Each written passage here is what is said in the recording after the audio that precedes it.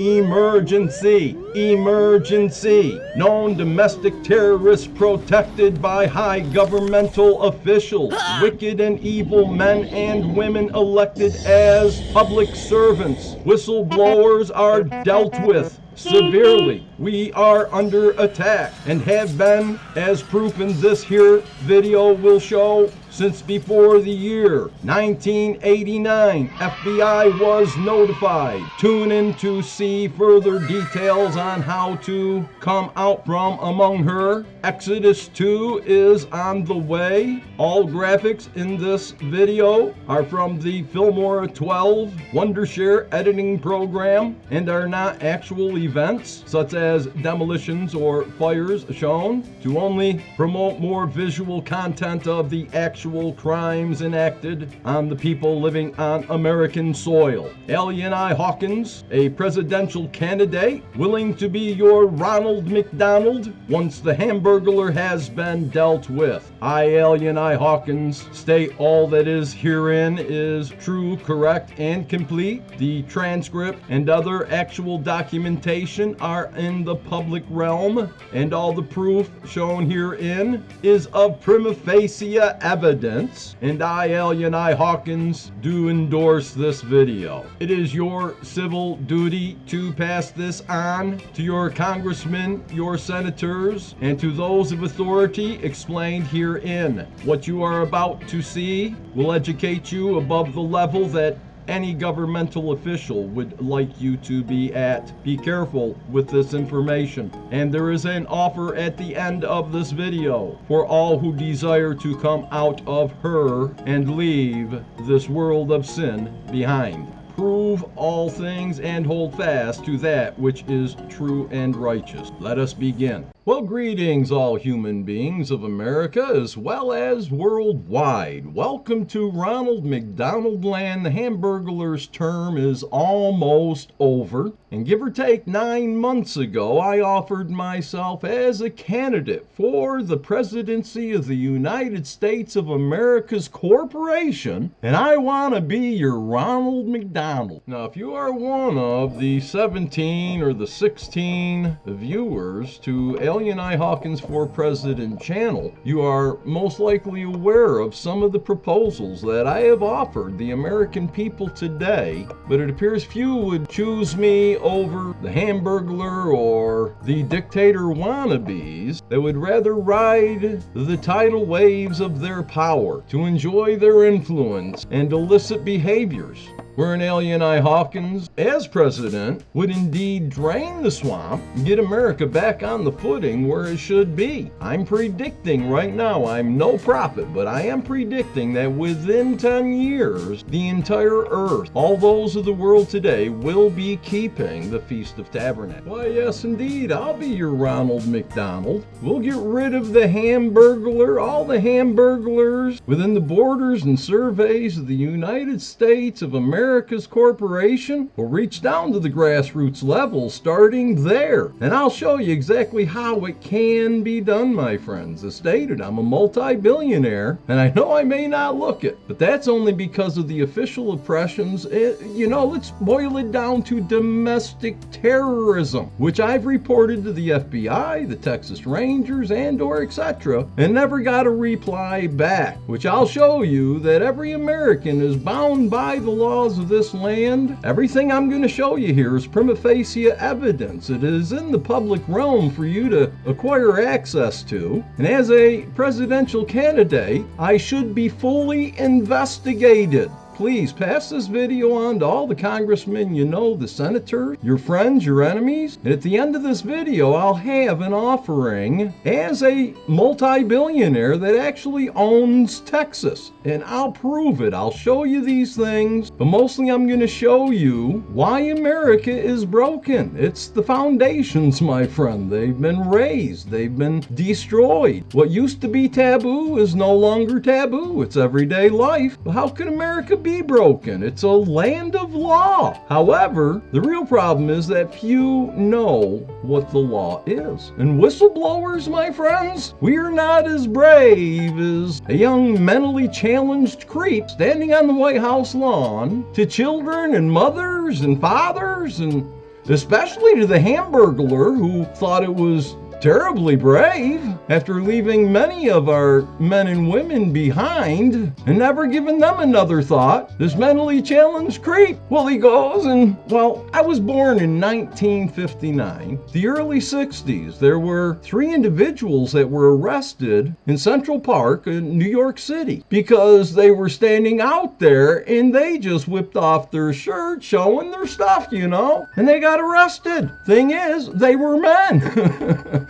What I'm trying to say is when I was born, we had moral. We were taught to be polite. We had a foundation. We knew what was right and what was wrong. If you did what was wrong, you got your butt beat. And maybe not just by your own parents, but if a neighbor saw you doing something you shouldn't have done that was deserving of a whooping, the neighbor would whoop your butt and then take you to the parent who'd whoop your butt. We had a different style of life. We said thank you and no thank you instead of F you and F anyone that looks like you. We had some sort of foundation, and there was a semblance of law and order. And if someone did wrong, they got punished. But now you have men and women that are whistleblowers, and it's really not bravery, it's being an upright individual, man or woman, living on soil of North America. Or, you know, Alaska, Hawaii, wherever the territories of the corporation of the United States of America is located, we should know the laws that we are to operate within. There shouldn't be those that invent things, make up fairy tales, drag you to court, and take everything you own. We're going to set straight that baloney with Monsanto robbing farmers' fields and such because their deadly poisons blew off into these farmers that were raising a product that could be eaten without concerns of death, and their crops were contaminated by a patented substance, a genetically modified organism that corrupted the farmers' field. And so, because they corrupted their fields, the wind blew it in there, they robbed these men and women of their heritage, of their life, and it was upheld by corrupt men and women elected as judges and such. You know,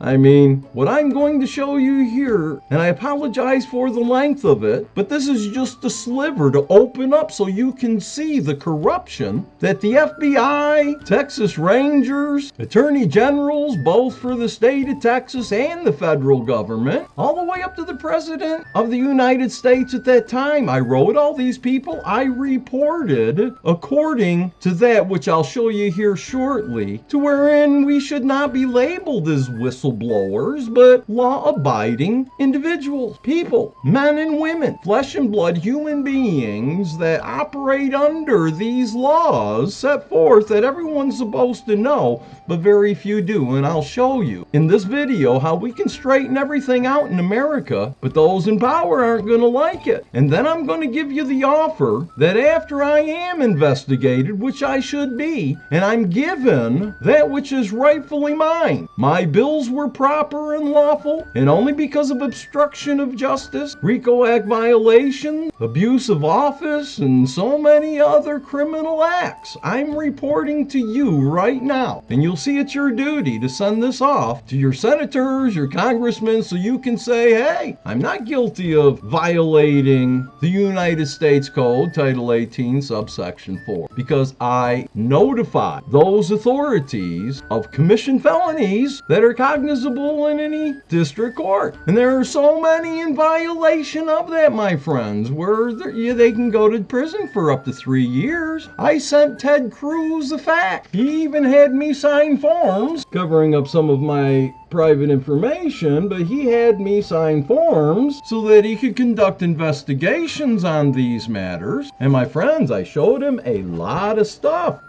I showed him where I was recently murdered. It was in these men's and women's hearts to murder me, so I was murdered when they abducted me, kidnapped me, and starved me for 44 days before I was rescued by my king. But this is an affidavit for my arrest for a third-degree felony, and I'd like you to see up here. I'll read it to you. This is the reason I was arrested, which I'll explain later in more detail. And this was written by T. Barton Affiant, as well as Shane Deal, the Callahan County attorney, that should know jurisdictions of court in his conspiracy here, wherein the reason they were putting me to death, my friends, is stated. The letter dated July 18th, 2016, which was a bill that I sent to John Weeks, a man elected as a district judge of the 42nd District Court. He was a circuit judge that went from Callahan, Taylor, and Coleman counties, and I wrote him a bill for contempt of his own court. It was a negotiable instrument. I sent it to him, gave him a specified amount of time that he could answer as to whether he owed it or not, and instead they decided to murder me. The county attorney, a co-conspirator, wrote this complaint and affidavit for arrest using a justice of the peace, but he wrote in here, the letter dated July 18, 2016 contained a large amount of nonsense regarding contract. Yes, in Texas, contracts are capital offenses, my friend, because they're nonsense. It's nonsense to have a contract because it contained a large amount of nonsense regarding contracts, common law, and Hawkins's declaration that I am a man. The letter also contains numerous statements about Hawkins's perceived mistreatment in court on July 14, 2016, and claims that Judge Weeks owes Hawkins. Now, please, my friends, my fellow Americans, if you know anything about jurisdiction, this here amount, can you see it? They say right in this here complaint that they give to a justice of the peace who can only hear up to $10,000. Ask any attorney, they'll tell you. But who's going to listen to a whistleblower? Now needing to be a presidential candidate so that I might be investigated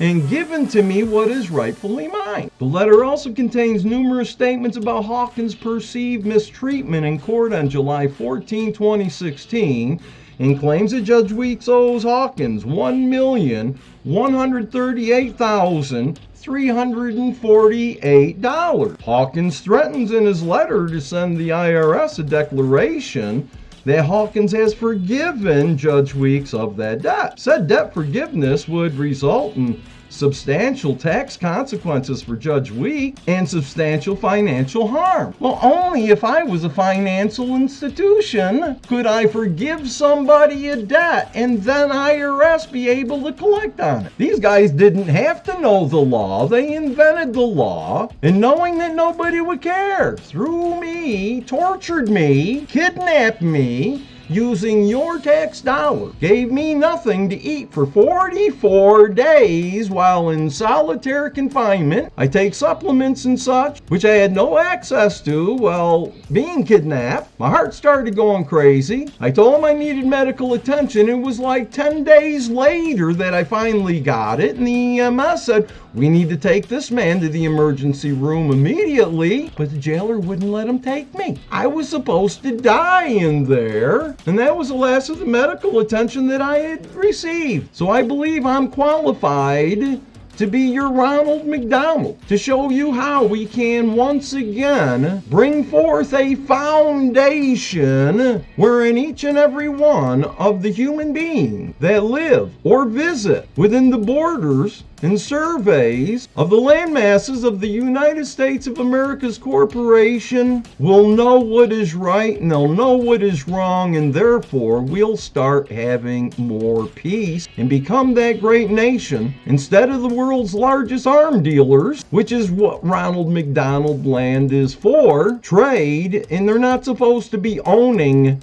As a government, they're not to be owning corporations. However, if you look into the CAFRs, which I know about personally and have spoke out about before, where your tax dollars, when they collect too many, they got to get hidden so they can raise taxes on you again the next year. And the way they hide them is they buy up shares, they buy properties, they buy things, and they hide them in the book. So between the cities, the municipalities, the townships, the villages, the counties, the state, as well as the federal government. The government owns, from what research years ago had shown, the controlling interest of all the corporations that are incorporated into the United States of America's corporation. Problem is, the United States of America's corporation is incorporated into Britain or England, and England and such is incorporated into the Vatican, and so on and so forth. And we need to break free of that, my friends, and I can show you how. But I can't ask you to vote for me, and I apologize for asking you to do so in the videos before. Now, I'm a man that insists on proving all things, and I hope that you do the same, and I hope you don't just click off when I tell you the reason I would be a hypocrite. Asking for your vote is because I don't vote. Now, before you judge me, please listen to what I'm going to show you here. This is the swamp that is even deeper on the federal level, but the swamp, the grassroots of the swamp, I'm going to expose to you and show you how conspiracies work against those who are alleged whistleblowers. And we'll get into what a whistleblower is here shortly. And we shouldn't be called whistleblowers. We should be called upright people, upright human beings. That's what we should be called, because we're not really whistleblowers. We're simply following the laws that each and every American is obligated themselves to operate under, and to show the conspiracy and all the proof and evidence in the world to show and prove my claim that I am a multi-billionaire, but because of conspiracies on the highest levels. And I'm not talking City Hall, I'm talking county, then state, and then federal government. I've written the President of the United States, showing him what is going on, and I never received a response from him neither. I contacted the FBI, I've contacted the Texas Rangers, the Attorney Generals of Texas, and the United States of America. I received not one single reply. I sent out to over 80 different governmental, news, and law enforcement agencies. You know, those are the justice system. And I only received a couple automated responses telling me they'll get back with me within 24, 48 hours, and then they never finished out what they said they was gonna do. These people are paid by the public from their taxes not to conspire against the men and women of America, and then they have it covered up from the highest levels all the way down with promises from men that we're going to be a nation of laws. I understand why many wouldn't want to vote for me, and I'm not asking for your vote because I do not vote. I'm not a hypocrite, but if you'll just stick with me, I'll show you the conspiracies that will curl your nose hairs, and think about it on your own personal level. Say you won a lottery of $100 million, and then say 9 or 10 public servants heard about it. They stole taxpayer dollars to make up a lawsuit to steal your lottery ticket, saying that it was theirs and that you stole it from them. They make up a fraud and they file it into a district court, and they take you into the court, and you tell them over and over again, it's like, Judge, I don't even know where they live. And they say, oh, but that's our ticket. And even though you prove that they're liars and everything, well, the judge rules in their favor, locking up your $100 million lottery ticket within the court records that has been actually unlawfully seized. And though you got all the proof and evidence, and you tell your friends and neighbors, hey, I got the winning lottery ticket, but I can't get to it because it's in the court record, they look at you like you're a nut. Well, in a similar way, you can see here with this newspaper article that'll explain a lot. And you cannot find this newspaper article in the Abilene Reporter News archives, because after it was published, I billed the Abilene Reporter News as a co-conspirator with the other conspirators coming against me. So they deleted this newspaper article from the archives, and if it weren't for the worldwide religious news, and maybe a couple other people out there looking for these religious, I guess you can say, though I have no religion. I'm not a religious person. I have a way of life. I live by the every written word in the script. I wear tassels. I keep the Sabbath holy. I keep the feasts of our Heavenly Father. These people knew it, and therefore, as you can see right here in the headline, it says, sect member threatens to seize city's property. So here I was being attacked for my way of life, where others would call persecution of their religion. I was just being persecuted because I knew too much, and I was a alleged whistleblower. Now this article was from July 23rd, 2003, and it's important you remember that date because there were 10, 11, or 12 affidavits filed after that date. Affidavit filed into the court with known frauds that were signed to by 10 plaintiffs, or 11, 12 plaintiffs, whatever there were, that after this article was published, let's just say 10 plaintiffs, mostly those of the legal office or department, and Richard Sullivan, who was but an employee of the city of Abilene, who put my dog, my 6-month-old Rottweiler, into my home and burned it down around her ears on or about 1987. During a Board of Building Standards Committee meeting at the end of 1988, I believe it was, or early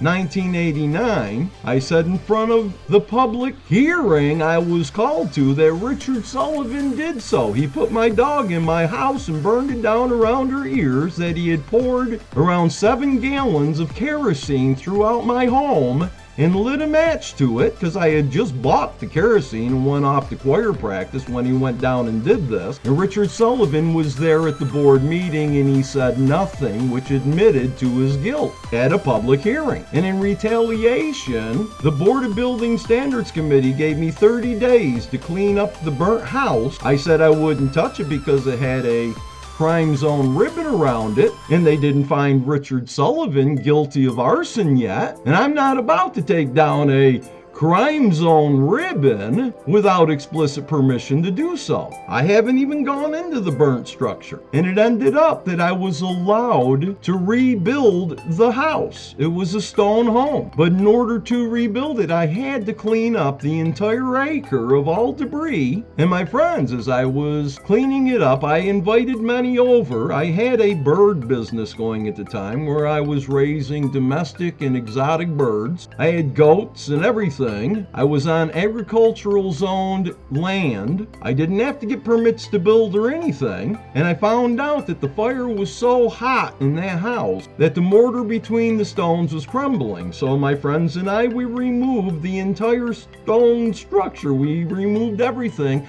I mopped the foundation. I had a receipt showing that before the 30 days was up, I paid Tony's Disposal Service from Abilene, Texas, like $275, and he wrote on the receipt for removal of burnt house and debris. But when I tried to file that in the court showing that Richard Sullivan had no authority to acquire a demolition order for my property in retaliation for telling everyone at the public meeting that he burned me out, murdered my Rottweiler, burned her alive in my home, and Richard Sullivan got himself a demolition order with the wrong address on it, came down, kicked me and my then pregnant wife out of our home. February 27, 1989, wintertime, my friends. She's pregnant, and they took everything we owned to the dump. Beds, clothes, what we were wearing was all we had. Even my SKS 56, I was going to take it out there and take care of Richard Sullivan. But I chose instead to allow justice and the laws of America to override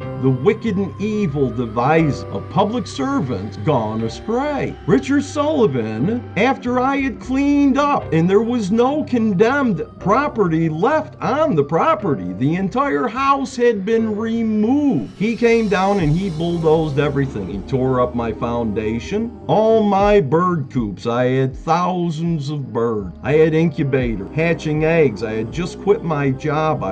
And there was a magazine I was just about to have published so I could send out like Mick Murray, selling birds and chicks and all sorts of things. And here they took my incubators full of eggs, my brooders full of baby chicks to the dump. Talk about animal abuse. Just bulldozed them and picked them up and with a backhoe or whatever, just dumped them right in the truck and took them to the dump, while all the mature birds that no longer had a place to stay, wild dogs came through that were wild packs of dogs because their owners no longer could feed them or for whatever reason, and they were coming through killing these birds for fun. Well, my bride at the time and I found an old school bus, abandoned school bus, that we had to take up as a home. In the middle of the winter, it's like being in a refrigerator, didn't have blankets. I went around dumpsters looking. I was flat broke. Everything we owned, we was ordered out of our house just as we was. Weren't allowed to take anything. And if we disobeyed, we was going to be arrested.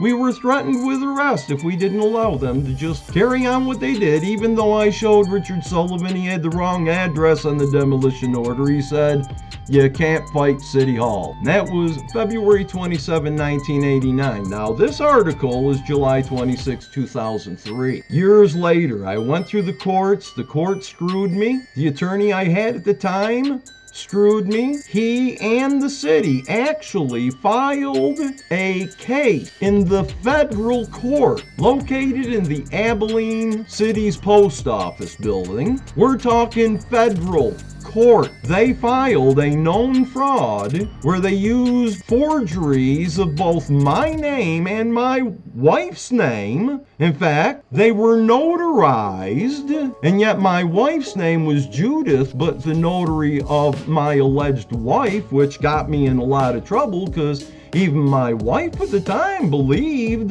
that there was no way anything could be filed into a court unless it's true. And she saw her signature was for some Ann Fountain. Her name was Judith. She thought I had another wife somewhere. But anyway, this will show you a lot of what is about to be shown to you in this video. And the video may be a little large, but I pray you suffer through it to see what I've been suffering through all this time.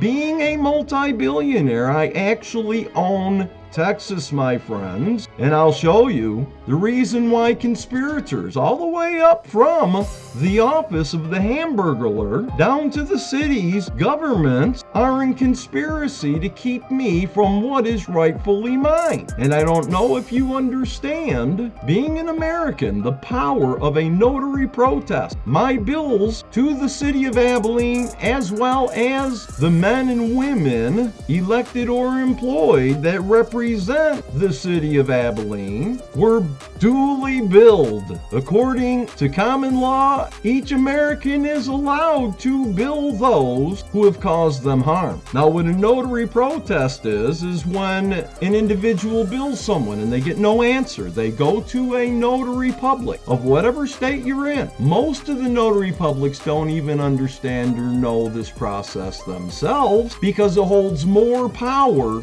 than even the Supreme Court when properly conducted. Do you know Willie Nelson, my friends? Do you know the IRS, how they ended up obtaining all that Willie Nelson owned? Well, they sent him bills, and Willie never answered them. He just tossed them in the trash. Then one day he found out he owns nothing because the IRS obtained orders of procurement or whatever avenues they may have taken because they sent Willie at least 3 times his bills that he did not answer to, which is all it takes for all this property to be seized without a court. Don't need a court. That's the power of a notary public, my friends, is when you bring him something that someone did not answer. They'll send that bill out 3 separate times. They will tell whoever it is that they're conducting a notary protest wherein so-and-so says that you owe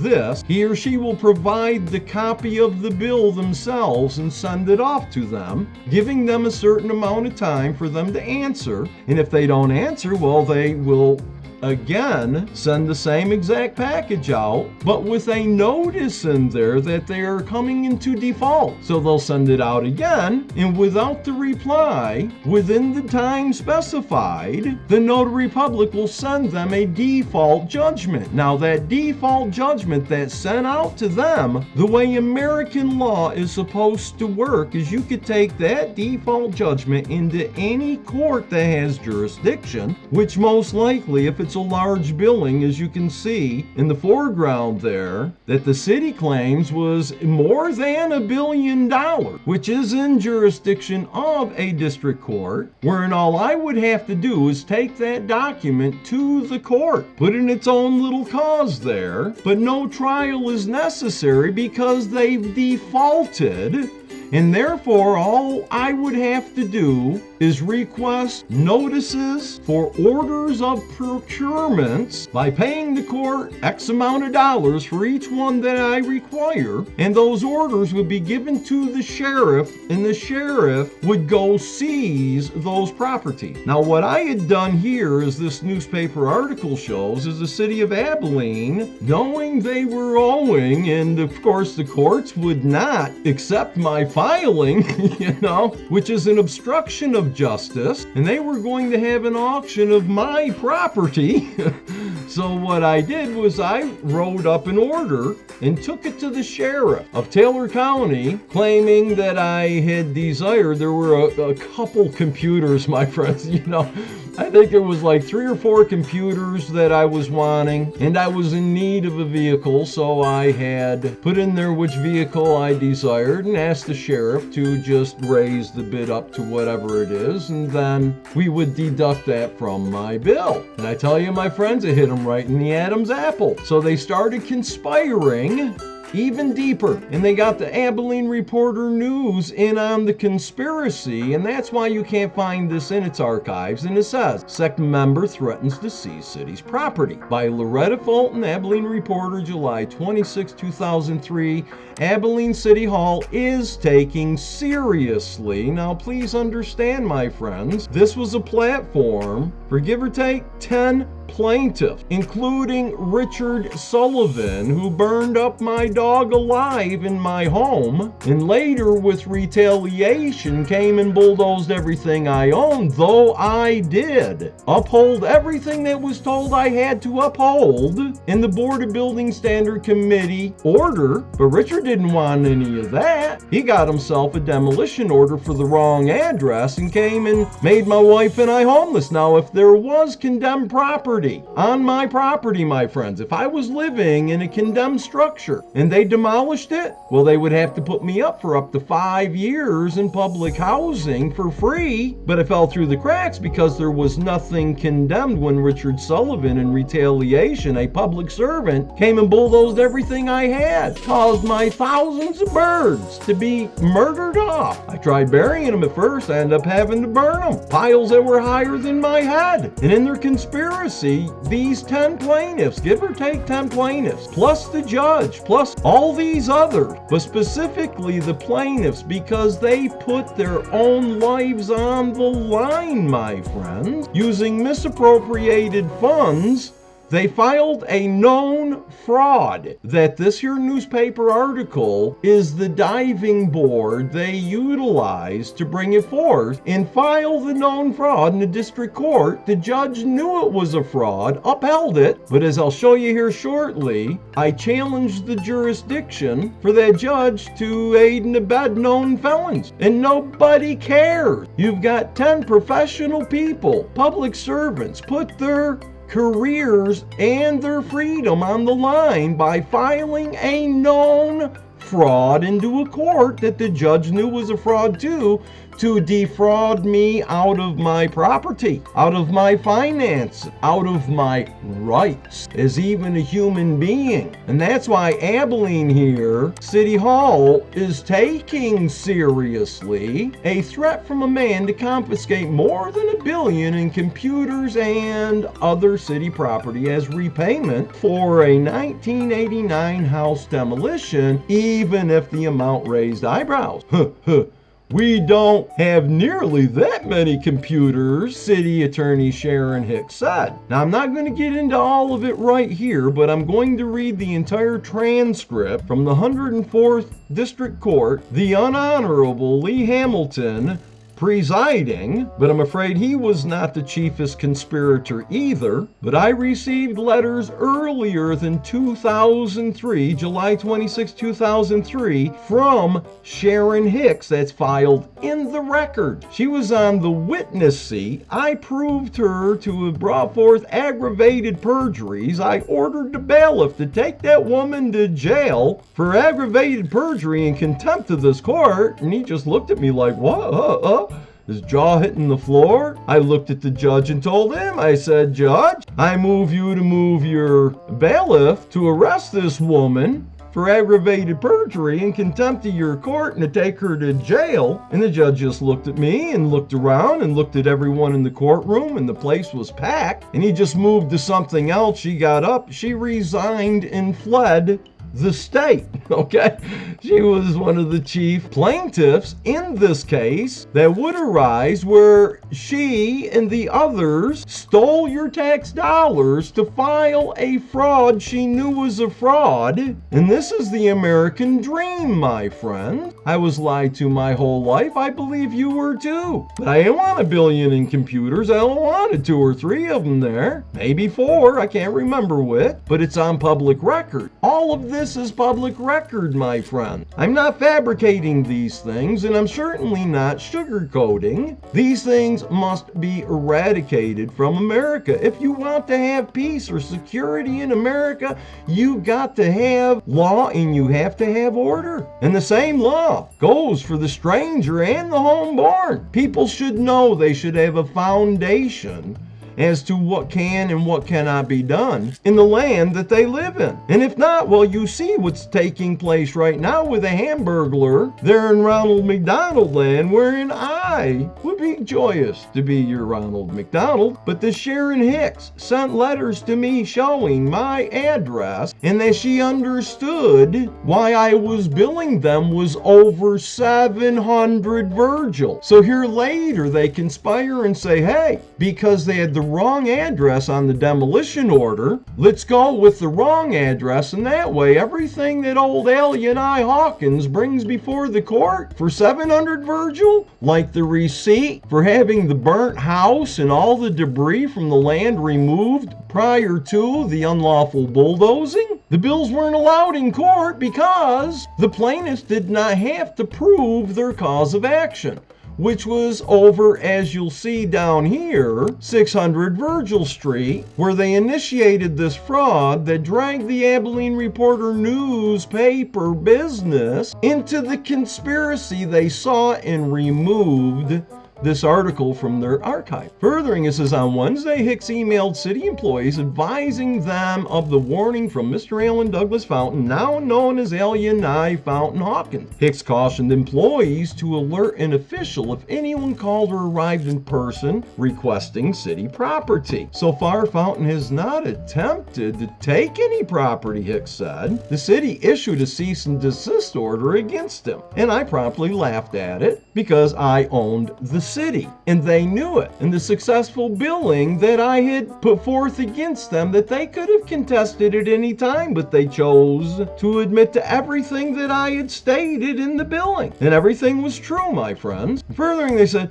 right now, we are just proceeding with the alert until he takes more steps, Hicks said. And, you know, of course, I was taking more steps. I always do, and I always will. until I get justice. The dispute stems from the 1989 demolition of Fountain's house at 600 Virgil Street. Now, my friends, years after, the wicked man acting as the district judge, Lee Hamilton, locked down my proved billing that is at default by those owing, and through his judicial and official oppressions have landlocked my claim, even though I put in a challenge to his jurisdiction, which I'll show you a segment of shortly. But they all knew that my home was located at 700 Virgil, but that wasn't great enough. Now they've got to try to slap me in the face because of my lifestyle at the time they were robbing me. This dispute stems from the 1989 demolition of Fountain's house at 600 Virgil Street, located off T&P Lane,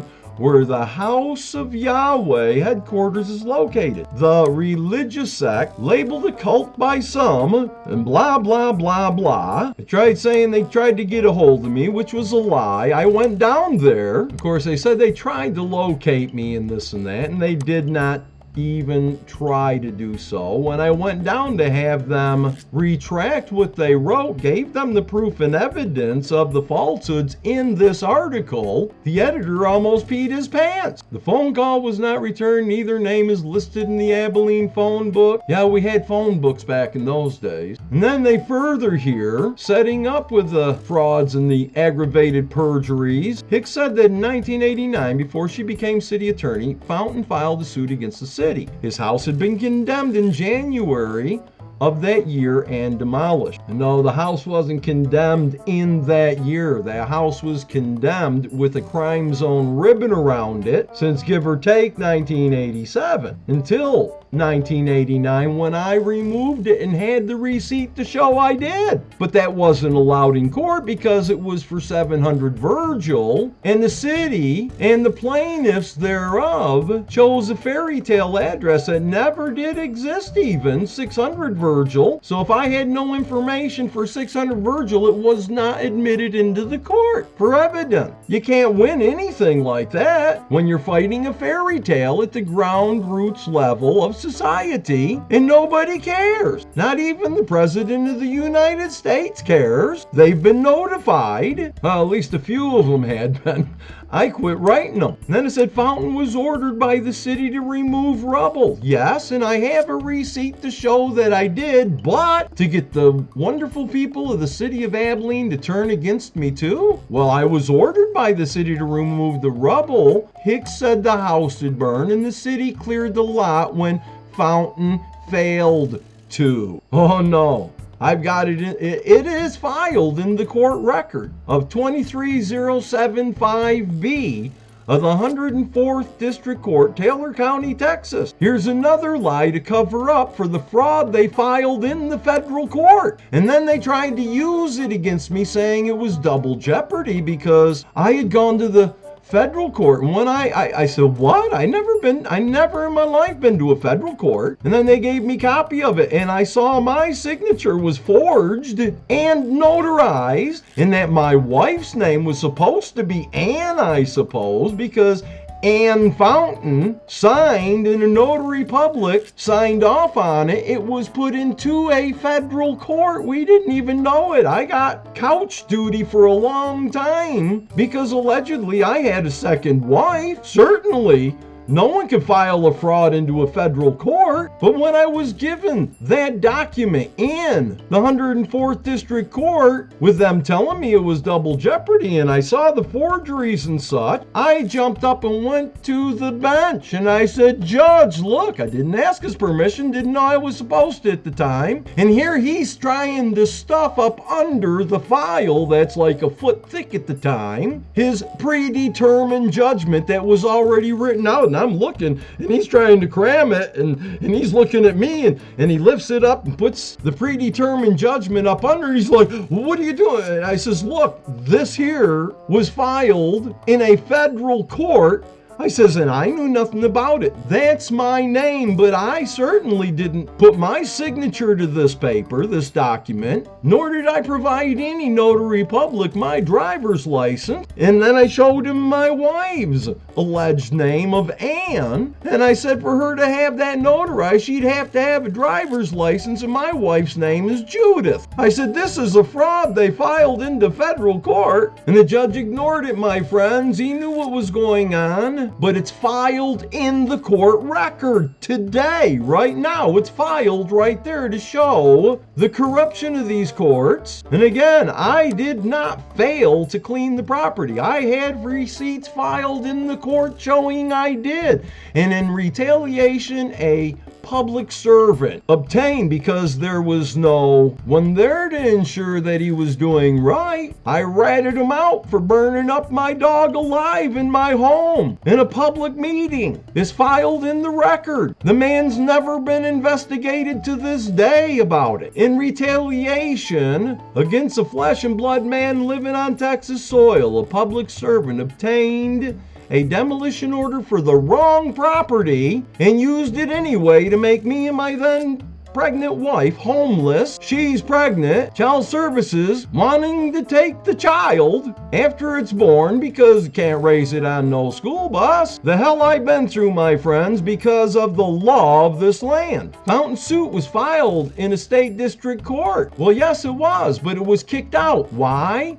Because the man, Gary Brown, an attorney, the one and only one I had in this matter, that was allegedly a human being anyway, freshly out of law school, took this case on a contingency basis, and he lost it. And why? Because it said that the plaintiff failed to name the defendant. Well, I was suing the building inspection office or the building inspection department. I forget which one it was, but because I had listed them as one or the other, it was kicking out because it was actually the other. It was either supposed to be the building inspection office or the building inspection department, one or the other. So they kicked out the illegal bulldozing from that court. Then Gary Brown asked me if I wanted to appeal it, and if I did, I needed to give him $10,000 up front. Well, they just bulldozed everything I owned. I'm living in a school bus. And it's, look, you're fired.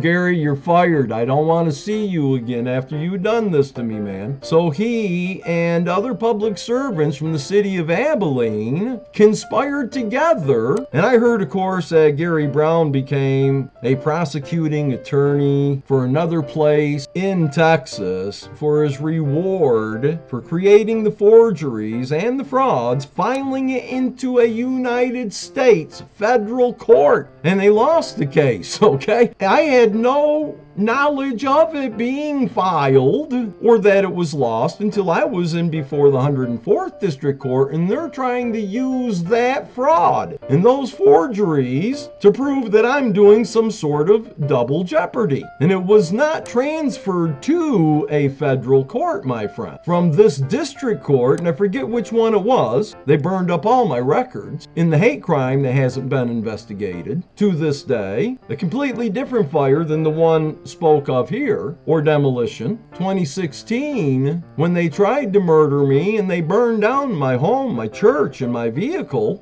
I still don't have a vehicle. I haven't been able to afford one since, but I am a multi-billionaire, just being obstructed from what is mine because one part of it alleged the city did not follow due process, a constitutional issue. Anyway, I'm sure you probably read this, but notice down here where the finality of this article says, Hicks said the city is not taking extra precautions other than alerting employee, which includes the police, okay?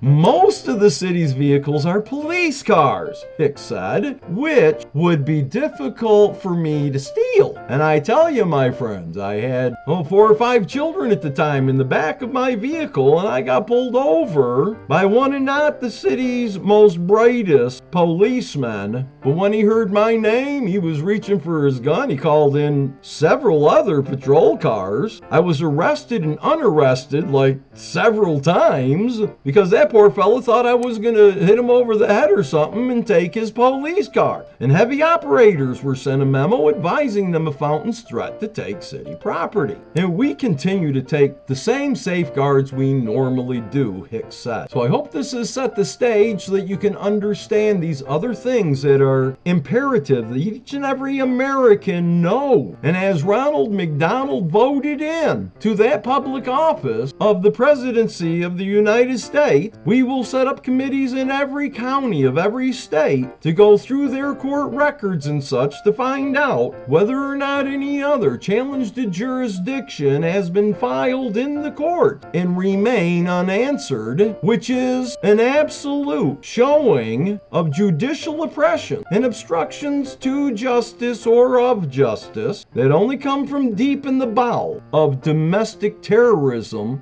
I'm a veteran of the United States Army, served during peacetime, but yet I volunteered because I thought this country was worth defending. And I was young when I went in, my friends. Now I'm older, and this is why I don't vote, because if I do, I'm just going to incite more of these things against you, the people, giving them a license to treat you less than they do a dog.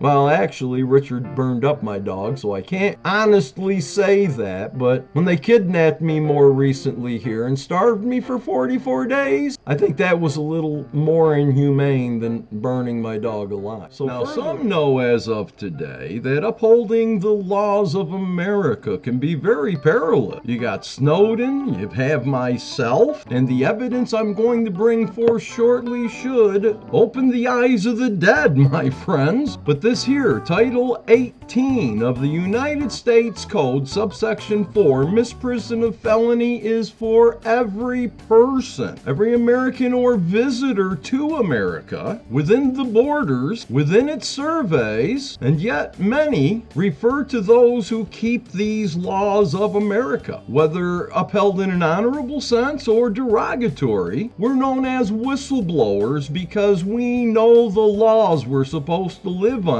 and because we do, we are persecuted to the point that some have had to flee the country. I couldn't afford it because they've robbed me so severely. I'm a pauper, and because of what they did, I became 100% disabled. I'm no longer employable, so therefore I've lived under the poverty level, though I am a multi-billionaire, that by judicial oppressions, obstructions of justice, RICO Act violations, and or etc., my money is tied up in a court that refuses to honor the laws of this land. Here under Title 18 of the U.S. Code, subsection 4, misprision of felony is as follows, and we all are to be compliant. We are all to be whistleblowers, and because we should all be whistleblowers, as is the law of the land, there should be some recourse for the reason we are whistleblowers against those that we're blowing the whistles on in the states. And this is a penalty for those who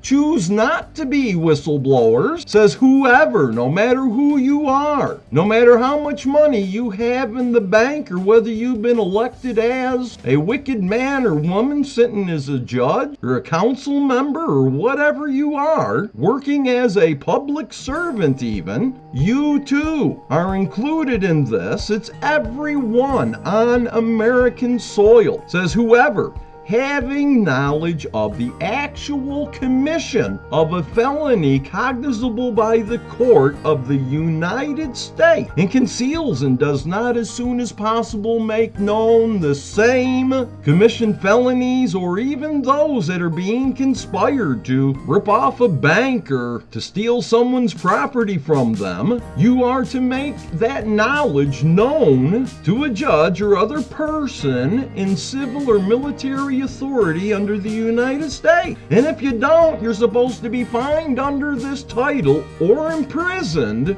not more than 3 years or both. And therefore, when we go through each and every county's record to see if they have filed a challenge to jurisdiction that has not been looked into, the special committee set up of these IRS agents, as well as cooperation, I'm sure that the patriots living on American soil would rejoice in being able to go through court records to see if any had filed. And I highly recommend today, and I'm not practicing law, I'm not telling you how to keep it. I'm simply stating that I put in a challenge to jurisdiction, which I will show you here shortly. And these things, if we're going to drain the swamp, must be addressed. These attacks on the regular people, the regular human beings in America by wicked and evil men and women acting as public servants, this is a tool, and about the only tool that you have judicially. And if these were not ignored, we would have the lifestyle that would be wholesome and invigorating for every human being to desire, instead of the hamburgerlerness that's going on right now today,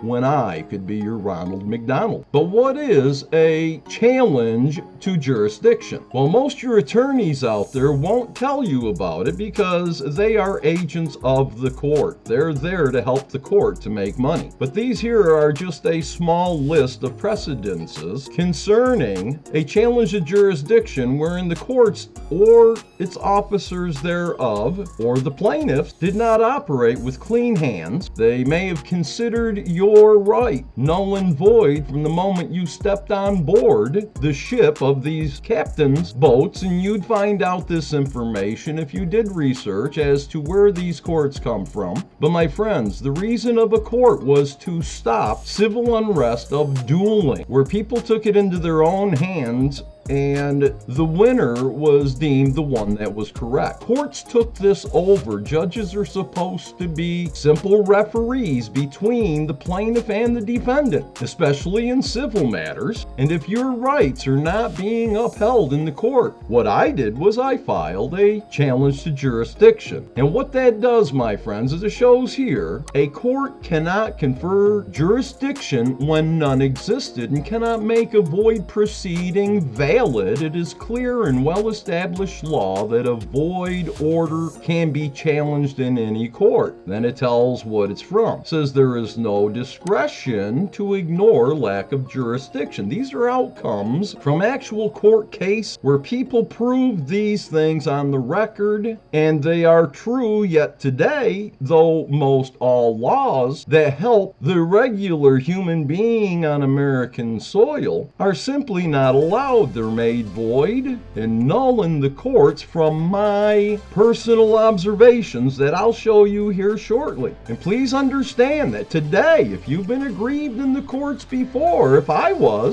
would certainly file a challenge to the jurisdiction, because it shows by American law, jurisdiction can be challenged at any time, and jurisdiction once challenged cannot be assumed and must be decided. But who is it to be decided by, my friend? As you see down here, it states a court has no jurisdiction to determine its own jurisdiction. For a basic issue in any case before a tribunal is its power to act, and a court must have authority to decide that question in the first instance. So then from here we'll jump right into what was filed, what needs to be investigated. These laws of America must be upheld, and when and if I am elected as President of the United States of America's corporation, the running Ronald McDonald, I assure you, my friends, that we will go through these court records, and everywhere that one has filed a challenge to jurisdiction,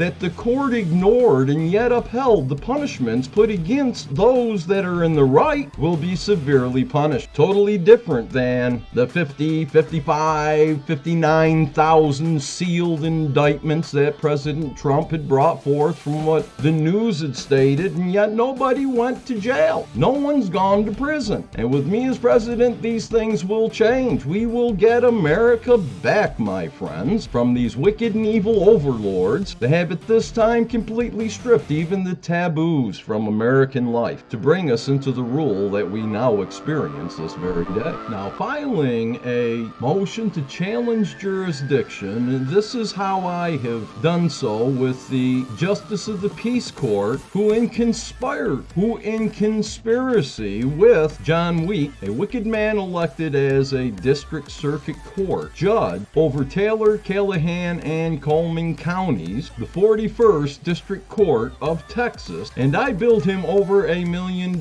for contempt of his own court. He conspired with the district attorney of Callahan County, who conspired with the Justice of the Peace Court. And as district attorney, Shane Deal, he should know the jurisdictions of the court that he is a prosecutor over or in. I sent out by registered mail a bill to John Weeks, the man, not as the judge, but as the man that was elected as a judge, and I billed him over $1 million in a bill that I sent him, which was a negotiable instrument. And instead of answering out of court through conspiracies, Steve Odom, who was the wicked man presiding as the Justice of the Peace judge, who you'll see only has authority, a certain amount of authority that was way overstretched, and is the reason why this motion to challenge jurisdiction has been ignored. Now, one thing that I have in the foremost part of my mind when I write out these lawful documents that are filed in the court and are prima facie evident, meaning it's undeniable as it is filed into court, or at least the Justice of the Peace Court on this matter. I blow it up for easier reading, and I show here I am the claimant, and the claimant wishes copies to be served forthwith to Steve Odom, who allegedly acts as an elected official presiding over Callahan County, Texas, Justice of the Peace Court, Precinct 3, so on and so forth, wherein Steve Odom is then obligated to provide copy for all conspirators in this matter at hand. Notice to the principal is notice to the agent, and notice to the agent is notice to the principal. And notice to one conspirator is notice to all conspirators. You may have need to order extra reams of paper to ensure that all conspirators are duly notified of claimants. Notice the jurisdiction placed into the said record file by your own hand, speaking to the court clerk, and I said thank you for verification of your receipt. Here again it shows the actual notice or claim to challenge jurisdiction and stay on excessive bond bail, as they put a $30,000 bail on me while they starved me for 44 days without me signing a single paper for them to unlawfully kidnap me or abduct me, putting me into solitary confinement because I billed a wicked man who thinks he owns his courtroom for the contempts that he carried out while sitting on the bench. Speaking of John Week, furthering says, claimant does hereby claim that claimant has the right to challenge asserted jurisdictions by this court for the actions unlawfully, illegally taken against claimant's rights, property, well-being, and/or etc. from, and it shows the official county pages for the duties of the Justice of the Peace in Callahan County. Now, this is what Steve Odom has jurisdiction over. He was voted into office to uphold this jurisdiction, and it shows Justice of the Peace description of office. Here's traffic and other Class C misdemeanor cases, and get this, my friends, punishable by fine only. Steve Odom only had authority to fine people in his courtroom, and he can civil cases up to $10,000 in controversy. Mind you, the billing that I sent, the true bill that was sent to the wicked man, John Week, was for over $1 million. Therefore, this Justice of the Peace Court had no jurisdiction whatsoever, especially hearing up to $10,000 in controversy, to put a $30,000 bond on me, knowing I was living in poverty levels, and after I was in jail, unlawfully seized, stripped down to my underwear and socks, transported from Callahan County, Texas, in that state, to Shackelford County, where on the way,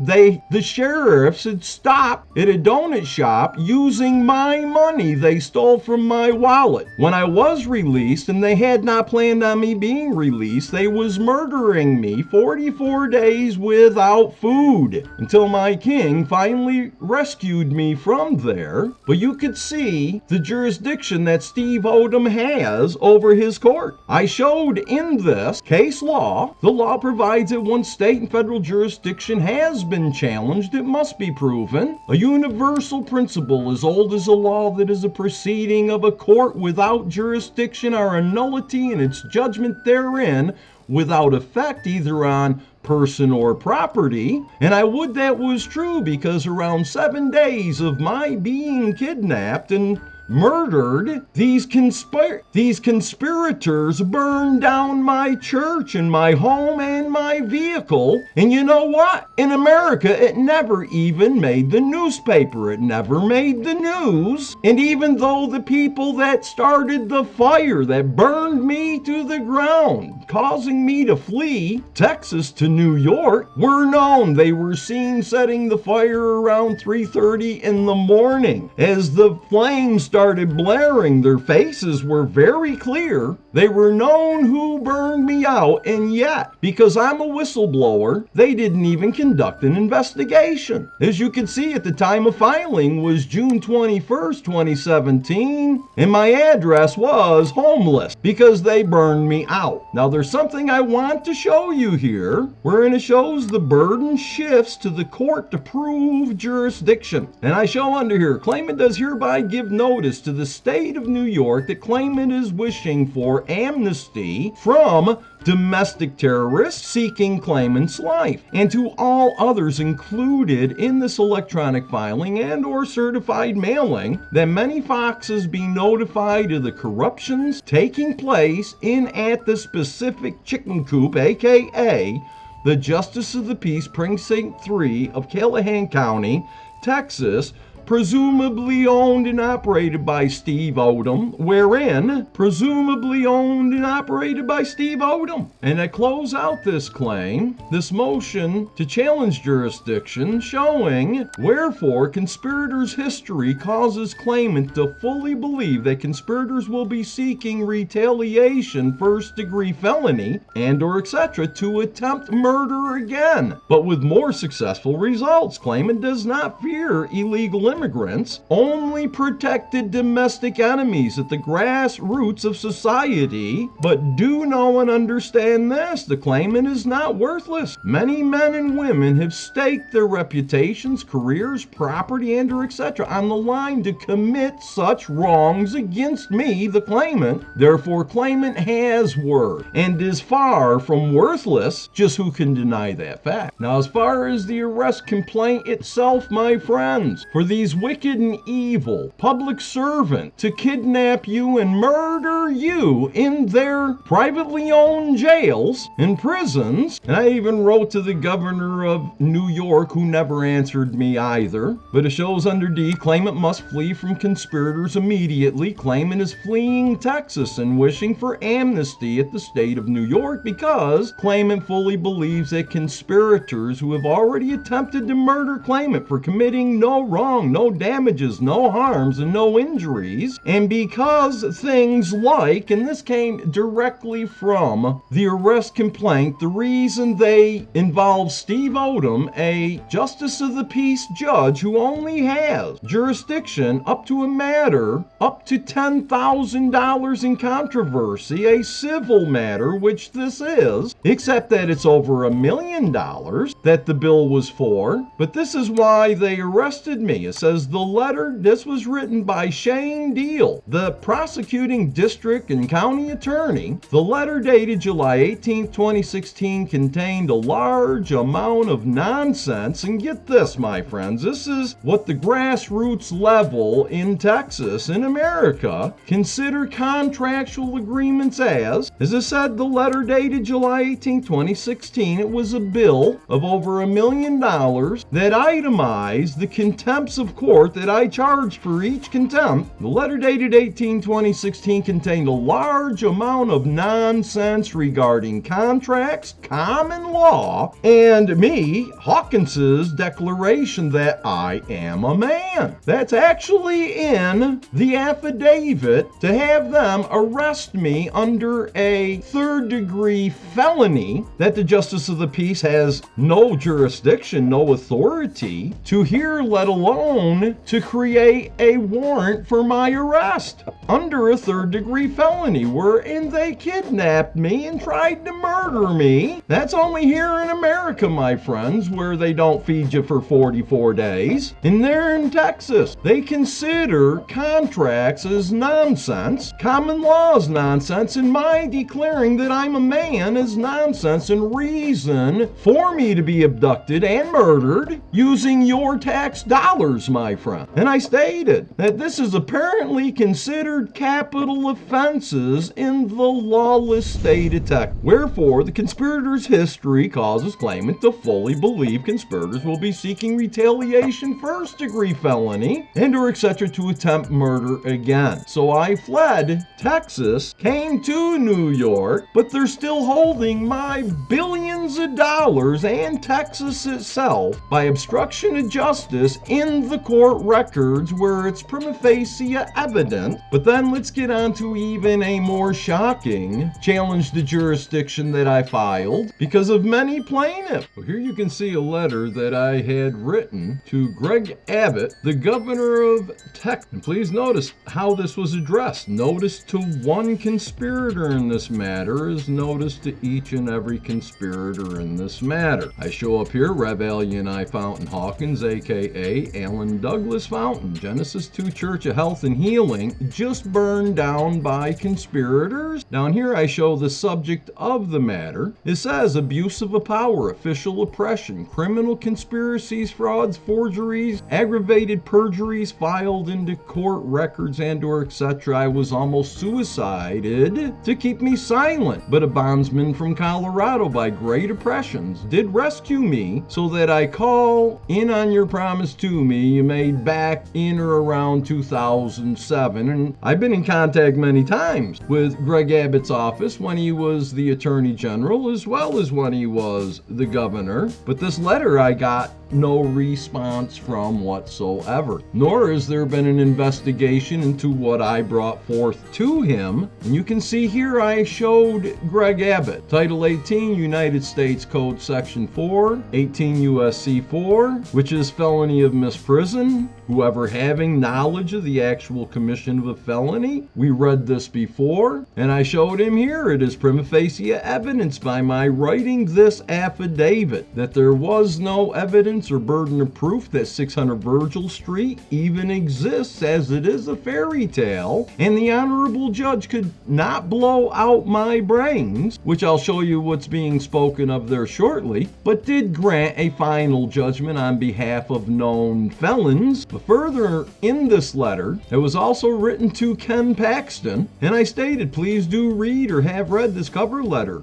though it is hefty, yet it is but the tip of the iceberg of evidence to substantiate the subject line above, showing all these felonies that were being committed. And I stated, truly, If suicide were allowable by the Holy Scriptures, you would not be receiving this. And please do note that I do not have any problems with being mercifully killed, because I am but a pilgrim on this earth, wherein being a pilgrim on this sick planet really sucked. Recent documents filed in court, as shown in Exhibit C, are short and one page, but would be devastating to known felons if not protected by John Weeks and other men who act as elected public servants. But what is offered herein are moral turpitudes and or etc. stemming from 1987 to present. Now I live as a fugitive for doing right. Yes, as a whistleblower. Public servants keep me in hiding because they want me dead. I'm writing this to Greg Abbott, and what did he do? He didn't even acknowledge that I wrote him. Public servant keep me in hiding because they want me dead, which is not right, but I would agree to my death if not dealt out against my own spiritual, some call religious beliefs, extortions and such against a now elderly 100% disabled man should not be. This is a great Samaritan state from what I was told. Is this true? A good Samaritan state? Texas? The record is very clear that though I should have gone postal on many occasions, instead I remained nonviolent and I lived by the every written word which I govern my own self by, as my only crime is that I am a true believer and that I do absolutely live by what I preach, as is summed up in Matthew or Matthew 4:4. I showed him. I was almost starved to death over 44 days from August 25th to October 8th, 2016, and Greg Abbott didn't even answer. This is grassroots level problems, my friend, that need to be cleaned up. Greg Abbott is aware. I made him aware of the afflictions being dealt out by public servants within the borders and surveys of the state of Texas, and he said nothing. He did nothing. Congress is out there looking for domestic terrorists. Well, I've got the nest of these vipers, all exposed, letters to the court, personal, certified, sometimes registered letters to those in the conspiracy, and I even show them. Notice to one conspirator in this matter is notice to each and every conspirator in this matter. And further stated, these things here in the subject line, all of these felonies committed by public servant, elected or just employed, when carried out by them in conspiracies, even with the judges of district court, well, they're rewarded with a long career full of promotions by oppressing the people of the land who pay taxes for their salaries to be doled out. They're robbing, causing men and women to commit suicide because they find no other way, as once was stated to me directly by Richard Sullivan, who burned my first home down after putting my 6-month-old Rottweiler into it, burning her alive. You see anyone with animal rights rise up over that? Well, no. The last time they burned me out in Texas, it didn't even make the news. It was a federal hate crime that was covered up so that these conspirators can keep tied up the billions of dollars that they laid their lives down on the line for. Going to court using misappropriated public funds to try to acquire in excess of $10,000 each from me, using your tax dollars, filing a fraud that cannot be defended over, but yet they didn't get all they wanted because I'm a man who knows the law, and I got the greatest teacher there ever was and the greatest attorney as well, who resides in heaven. And that's the reason I'm not dead yet, and the reason why there will be an investigation into this matter sooner or later. As Enoch promised me, there would be an investigation. Now, I must digress here just momentarily that, for and on the record, my friends, I am 100% disabled on my Social Security disability insurance. This is not a government hand-me-out kind of deal, but at the time I was appearing in the court over this matter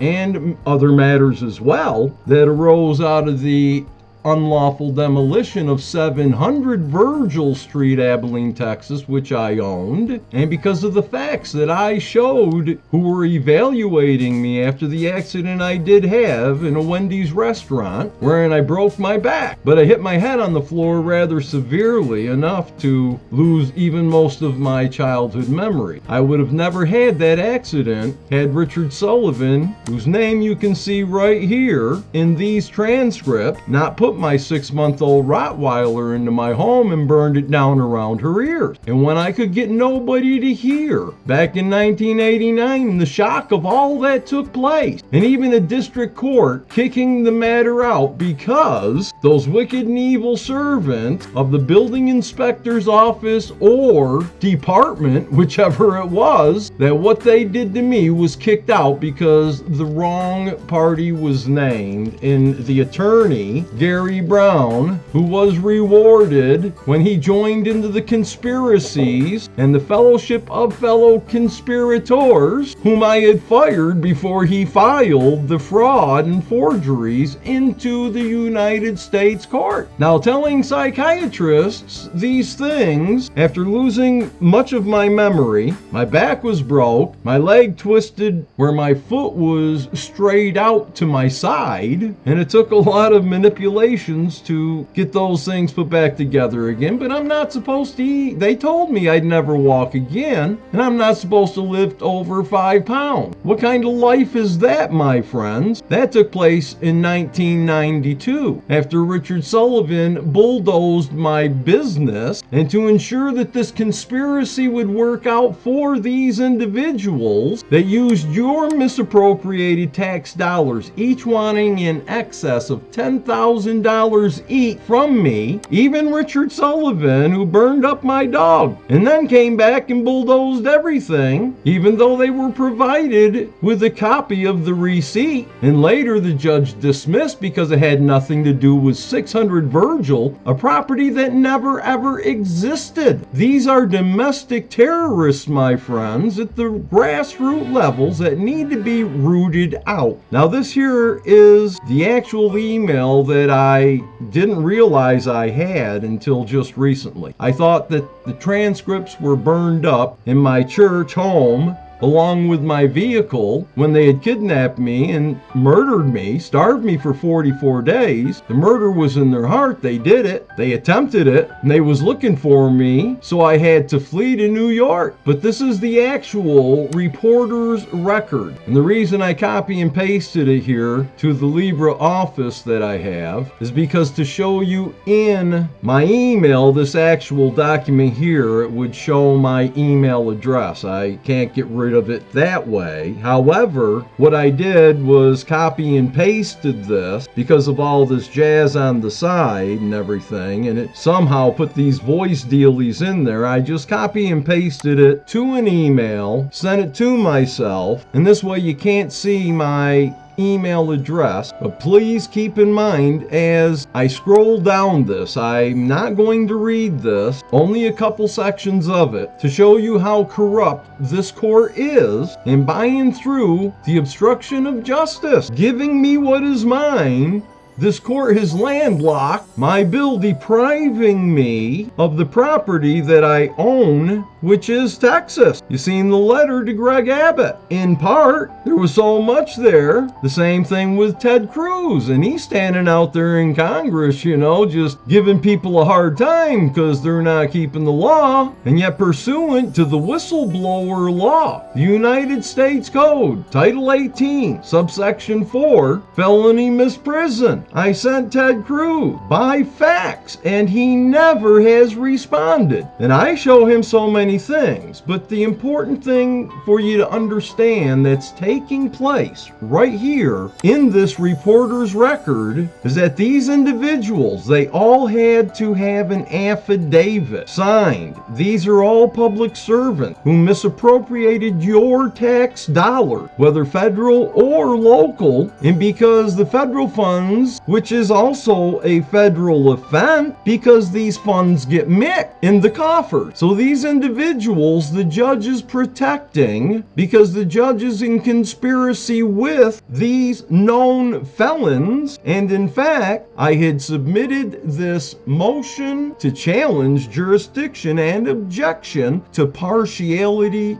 shown to known felon. Now that document I no longer have in my possession, but it's pretty thick. They burned my home and my church and my vehicle to destroy the evidence, as I had showed to the FBI and over 80 other governmental, news, and law enforcement agencies, that not one of them even replied, again in violation of the United States Code, Title 18, Section 4, felony misprison. There's no oversight when a whistleblower tells those in authority, as if we don't, we can go to prison for up to 3 years and be fined. So because we do this and we report the felonies that were committed, because it's me, nobody would listen. It's like I didn't exist. I was invisible. But I shouldn't be now as a presidential candidate. And as Ronald McDonald, we will go through all these records of court, and wherever there's been a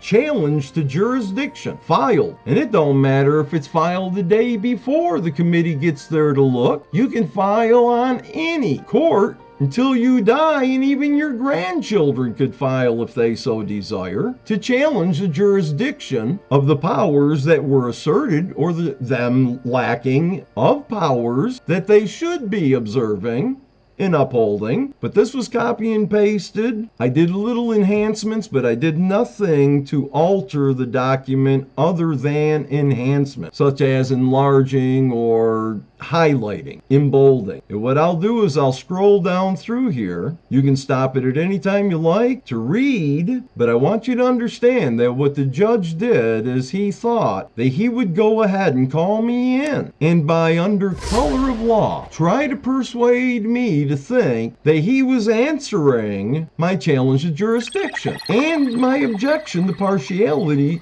that he was showing to known felons. And I know that the law of this land, proven by cases that were tried in court, that the court itself that's being challenged cannot prove its own jurisdiction. A higher court has to prove that it was all right for Lee Hamilton, a man, a corrupt man, corrupting his office and his court to defraud me out of billions of dollars. Thinks that him calling me into his court was going to somehow pacify me? Well, my friends, please understand, I prayed after I got notice I was to be there that my King in heaven will put in me what needed to be said, and all I did was pray to my King, Yeshua. I call my King. Others may call him Yeshua or Yehoshua or Yahushua, things of that sort. My King is quite different than the Jesus of the world today, but I prayed to my King to put out the fact in this testimony to be used as evidence in the day that he wanted it to be used as evidence. And at the time, I didn't even know that Enoch had wrote and said that there would be this investigation. He even said there would be a fire for me. Now, in the book of Enoch, chapter 103, and no, I'm not going to get all preachy on you. I have 143,999 brothers that are scattered all over the place out there, and I'll show you what was shown me back in, I believe it was 2018. I was fed up with everything, and I was going to end it by taking a long walk out in the forest, just not to come back. And since I was going to starve to death, since I already had practice in it, I could do so more peacefully because I wouldn't be tortured. And not needing food or anything, just a pouch of my tobacco, and I looked around for anything else that I might need, and all I needed was the scriptures. So I crammed them into my backpack back, and I was headed out the door, and a voice came to me that told me I passed the test. Go back inside. And no one was around me. I'm in Tabor. Well, I went back inside, and I understand now what I didn't then. I was quite bewildered. Was I went out to end it all. The only thing I took with me was my tobacco and the Bible. Out of all other things I had, that's all I desired. The tobacco would have been gone long before, but the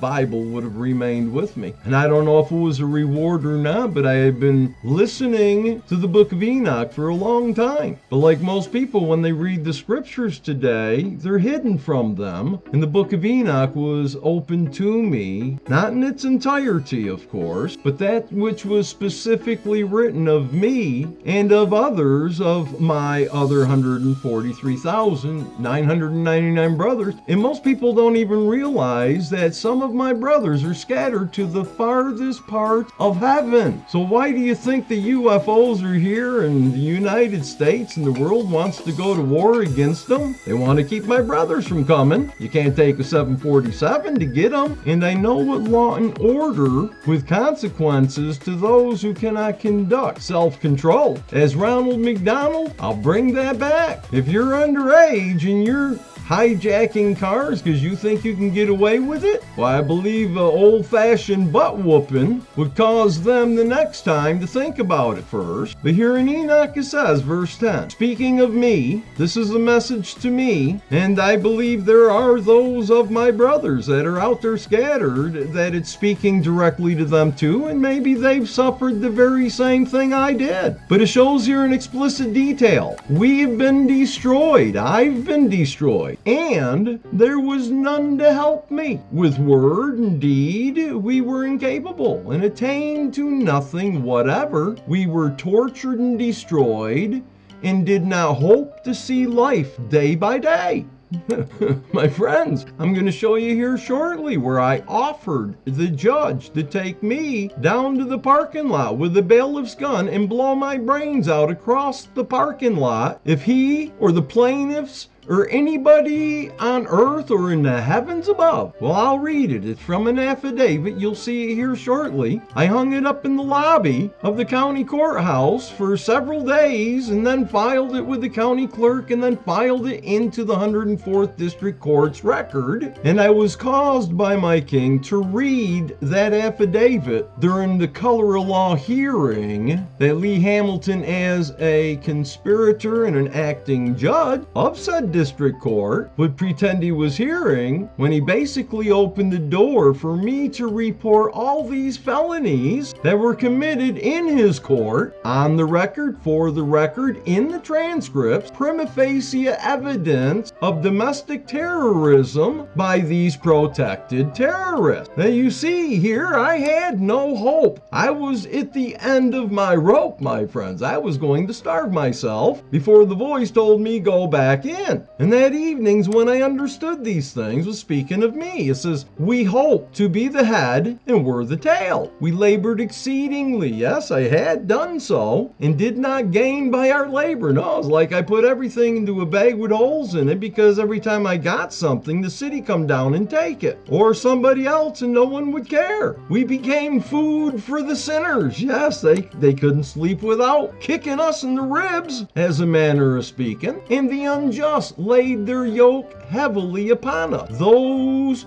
who hated and those who beat us became our rulers, and we bent our neck to our haters, and they did not pity me. They didn't pity us, and we desired to go from them in order to flee and to rest, but we did not find whither to flee and to save ourselves from them. We complained to the ruler in our trouble and our pain over those who devoured us, but they did not attend to our cry and did not desire to hear our voice. And they helped those who robbed and devoured me, and those who diminished me, and they made me their secret oppression, so that they did not remove their yoke from me, but devoured me and scattered me, and, as you see right there, my friends, murdered me, and they kept secret my murder, and did not think of it, that they had lifted up their hands against me. Chapter 104 says, I swear to you just one. Now, when Enoch says just ones or righteous ones concerning those in the latter times, the latter days, he's speaking of the 144,000. This is a work that he sees as taking place in the last days. And he says that in heaven, the holy Malachim will have a remembrance concerning you, so on and so forth. Down here in verse 2 it says, hope, for at first ye were disgraced and evil and need, but now ye will shine like the luminaries of heaven, and will be seen, and the portals of heaven will be opened to me, and continue my cry for a judgment,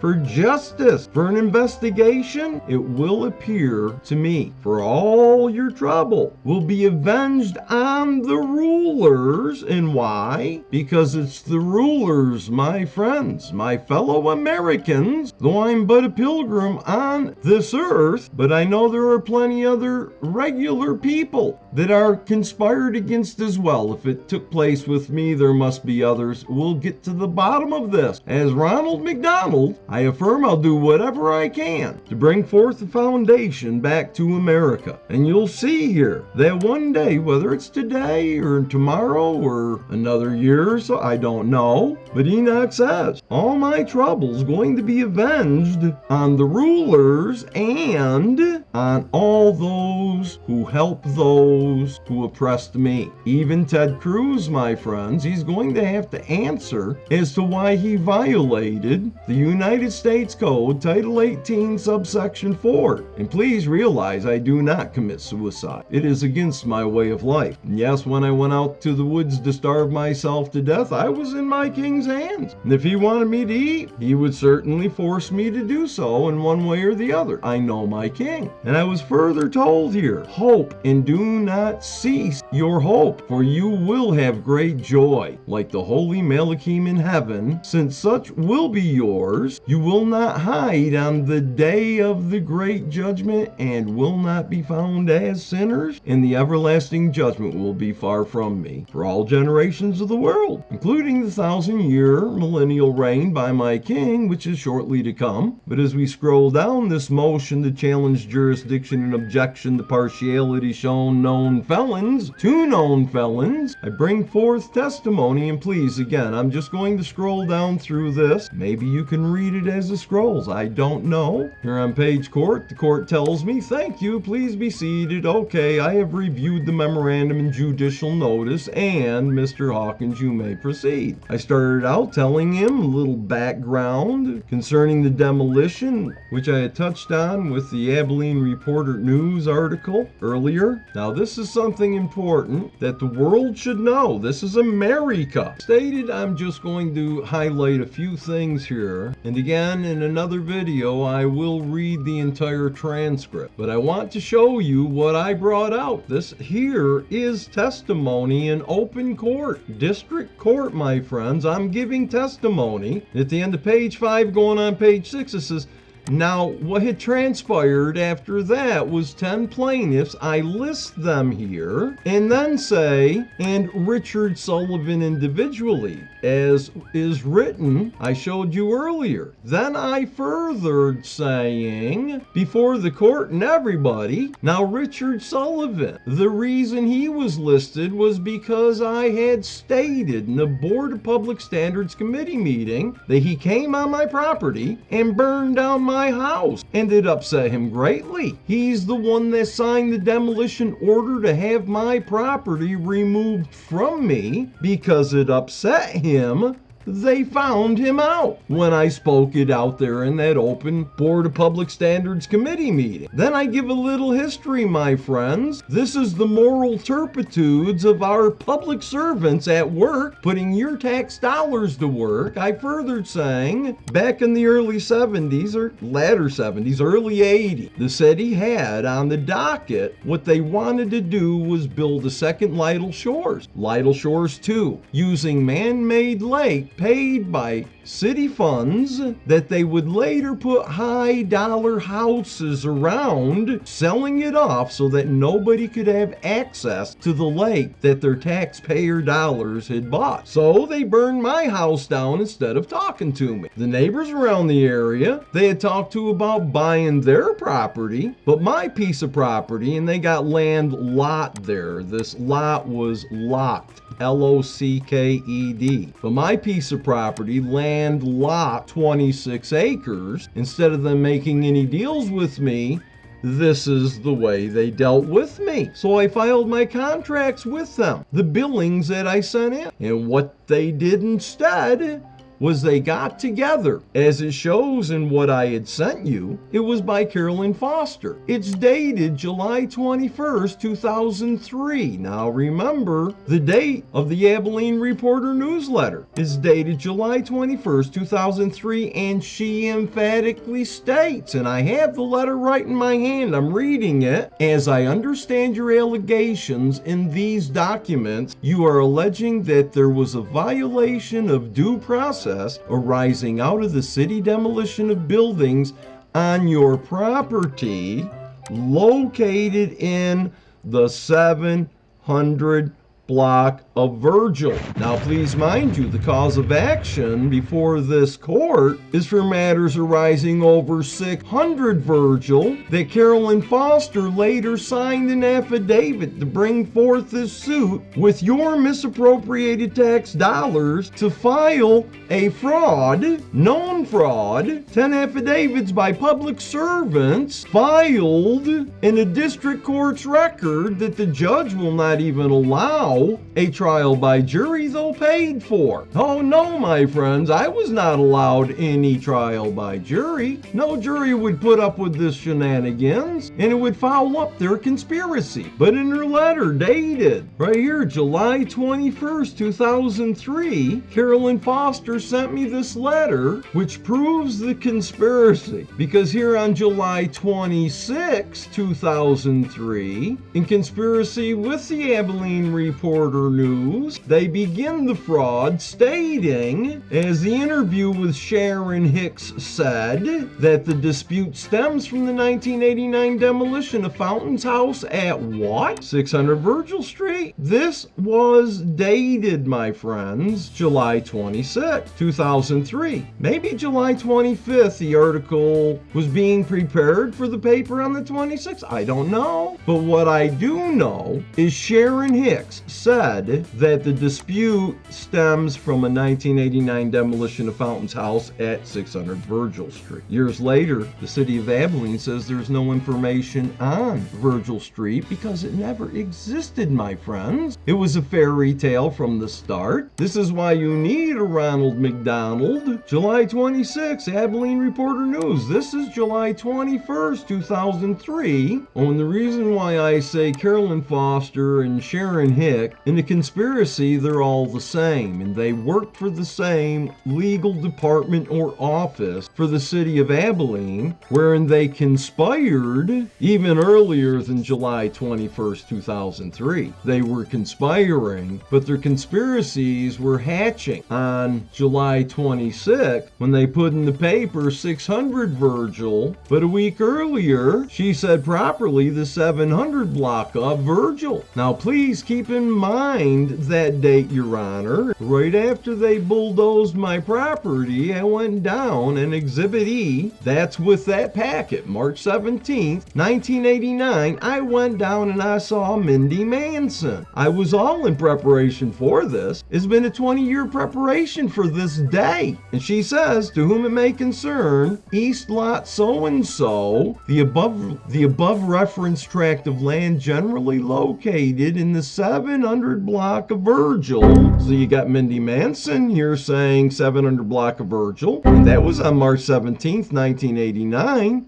that I own 700 Virgil. You also got Carolyn Foster that did sign this, okay, the letter dated July 21st, 2003, saying she understood it was over, the 700 block of Virgil. Okay, so what they did then, they got together and they conspired. It's a big conspiracy where you got 10 plaintiffs all wanting to use misappropriated public funds, which I already showed, and they decided they wanted to launch a lawsuit. But I do want to scroll through this for y'all, and I want to emphasize to the extent that I went to cause this wicked and evil man acting as an elected judge in a district court of Taylor County, Texas, the 104th District Court. I filed this affidavit that I'm about to read. I've had it in my hand. I don't have possession of it now, but it's in the record. It's all prima facie evidence, my friends. And if you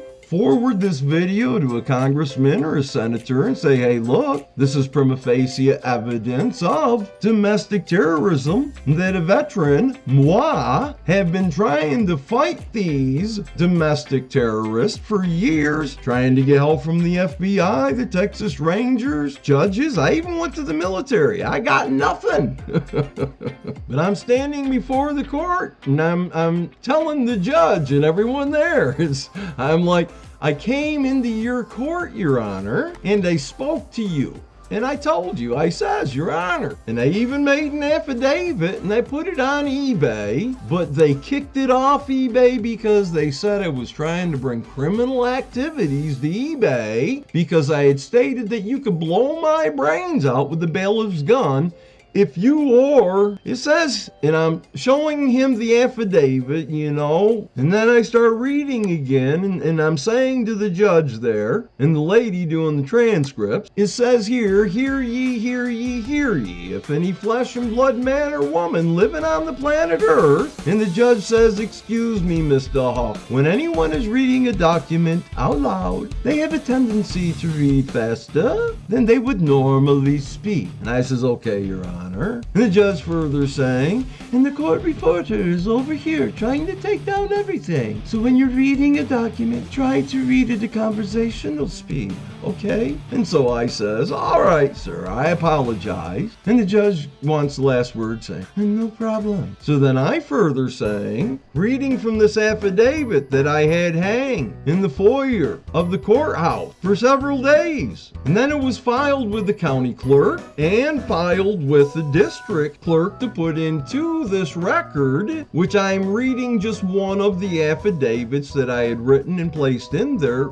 from. And it says, hear ye, hear ye, hear ye. If any flesh and blood man or woman living on planet Earth or any beings in heaven can prove that I, Al-Yahnai Fountain Hawkins, aka Alan Douglas Fountain, ever owned 600 Virgil Street, Abilene, Texas, or that I have ever made any claim to any damages that arose from any demolition of that 600 Virgil Street on or about February 27, 1989, as is a fraudulently filed causes of action before the court, a known fraud that your tax dollars paid for, then the Honorable Judge of the 104th District Court, Taylor County, Texas, may take the bailiff's gun of me out to the driveway and blow my brains out across the parking lot of the Taylor County Courthouse located on Oak Street, Abilene, Texas. And I quit reading the affidavit there, but I furthered and said that if anyone can bring forth evidence that I had anything to do with 600 Virgil Street, then not only could the judge blow my brains out, but I would take responsibility for each and every heinous crime that was unsolved for the last 100 years. They could pin it all on me. And the reason I had to do this, my friends, is because the judge judge refused to make the plaintiffs prove their claim. I kept telling them 600 Virgil didn't exist. My property's 700 Virgil. Everything I show him, he kicks out of court because it has to do with 700 and not the cause of action before this court. So I quit reading the affidavit where I gave the judge permission to blow my brains out across the parking lot if anybody had any evidence of my doing what I'm being sued over. I further sang, now I stated that way back then, Your Honor, because what their cause of action was all things that arose over 600 Virgil. And I've stood before you, I've written affidavits, I put them on eBay, nobody's listened to me, I never owned 600 Virgil. And again, I'll read this affidavit in full next video, hopefully. Here I'm showing all these affidavits speaking 600 block of Virgil, showing that, on the 21st of July, it was 700 Virgil. A couple months later, the 2nd of September, you've got Mr. Wright saying it's over 600 Virgil. Why? There's no way to defend everything I brought before you, Your Honor. You've dismissed because it had nothing to do with the cause of action. I brought you a water bill for 700 Virgil. I brought you an electric bill for 700 Virgil.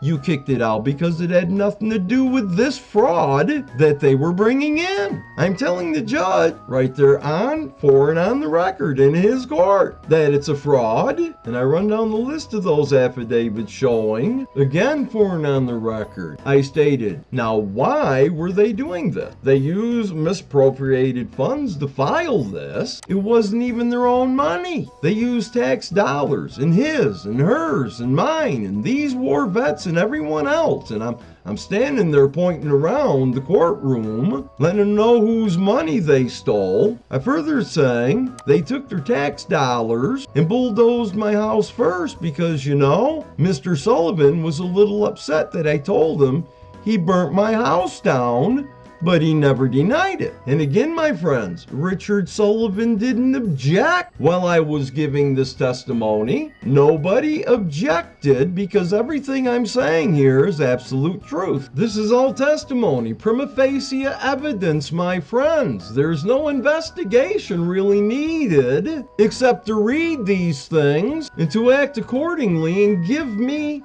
what is mine, which is the state of Texas, that if you stay with me just a little while longer, as a multi-billionaire on top of it, I'm going to make an offer for a few hundred or thousand at first. But let me further here. It says an actual act of the judge protecting a known felon, my friends. Listen to this. I was speaking to the judge, looking him dead in the eye and saying, oh, by the way, Carolyn Foster, after we had her on the witness stand and I showed that she committed aggravated perjury in your court, and I asked the bailiff to take her and put her in jail, and I asked you to have your bailiff do it, and we all stood around and I was going and then we got moved on to something else. Well, right after that, Your Honor, she, talking about Carolyn Foster, ended up resigning and fleeing because she knew what was coming. This is all on the record, my friends. Then I showed, we've got Carolyn Edmondson. I don't know what the six are, spelling incorrect. I don't know. Anyway, and we've got Carolyn Edmondson, 600 block of Virgil. We got Kimberly Barr, which is also a notary protest or notary public, and she actually did notary work in some of these things because they were conspiring together to each make in excess of $10,000 or more from me because they filed this fraud using misappropriated public funds, your tax dollars and mine. Kimberly Barr states 600 blocks of Virgil. I mean, look at all these high officials, all after a little old guy like me. Skipping down, 10 affidavits, Your Honor, that they used in their cause of action. They thought that they would get away with it because, I'm sorry, they thought they got away with it because the court was very lenient. The court wouldn't make them or compel them to bring forth any evidence whatsoever of 600 Virgil. And then I go on talking about how I tried to obtain information pertaining to 600 Virgil. I showed I tried to get it through legal process, how I was blocked. I tell the judge there, now I had asked them in the interrogatories, and this shows that it was, groundless and without foundation, and it was frivolous and brought with the intent to just hurt me. I asked the first question, what address is shown on the demolition order dated February 27, 1989, sent to L&D Fountain that was to be demolished? Objections. This is the plaintiff speaking back. Plaintiffs object to this interrogatory, or plaintiffs object to this interrogatory, and that it seeks information that is irrelevant to the cause of action before the court. I'm asking them what address is on the demolition order they used to demolish me, and they say it has nothing to do with the cause of action before the court. This is America, my friends. So I further saying, now that's what the whole cause of action was over, Your Honor, was 600 Virgil. That's why they brought this, because they knew they could push it through this court. I'd be taken down because I got no evidence. There's nothing I could do over 600 Virgil. It didn't even exist. I told you 1,000 times it was a fairy tale. I even told you, Your Honor, I says, what you're trying to do is resurrect Pinocchio. It don't work. It doesn't exist. You can't make Pinocchio come back to life. He's a wooden doll. And you're trying to make 600 Virgil come about, and then the plaintiffs, they said, is not reasonably calculated to lead to the discovery of admissible evidence and is for the purpose of harassing the plaintiffs. Additionally, the interrogatory seeks information that is equally available to defendant Hawkins, and the judge is allowing them to do these things. Now here, please understand, I'm not saying that I am harassing them because it shows a little period here. This should have been a question mark. I was saying I'm harassing them because I want to know who owns 600 Virgil. They filed this cause under 600 Virgil. That's their cause of action, that I had complaint over the 600 Virgil. They've got 10 affidavits that they signed stating 600 Virgil after they stated that they understood it was 700 Virgil that I own. It shows a whole list of documents over 700 Virgil. All these they filed in the record.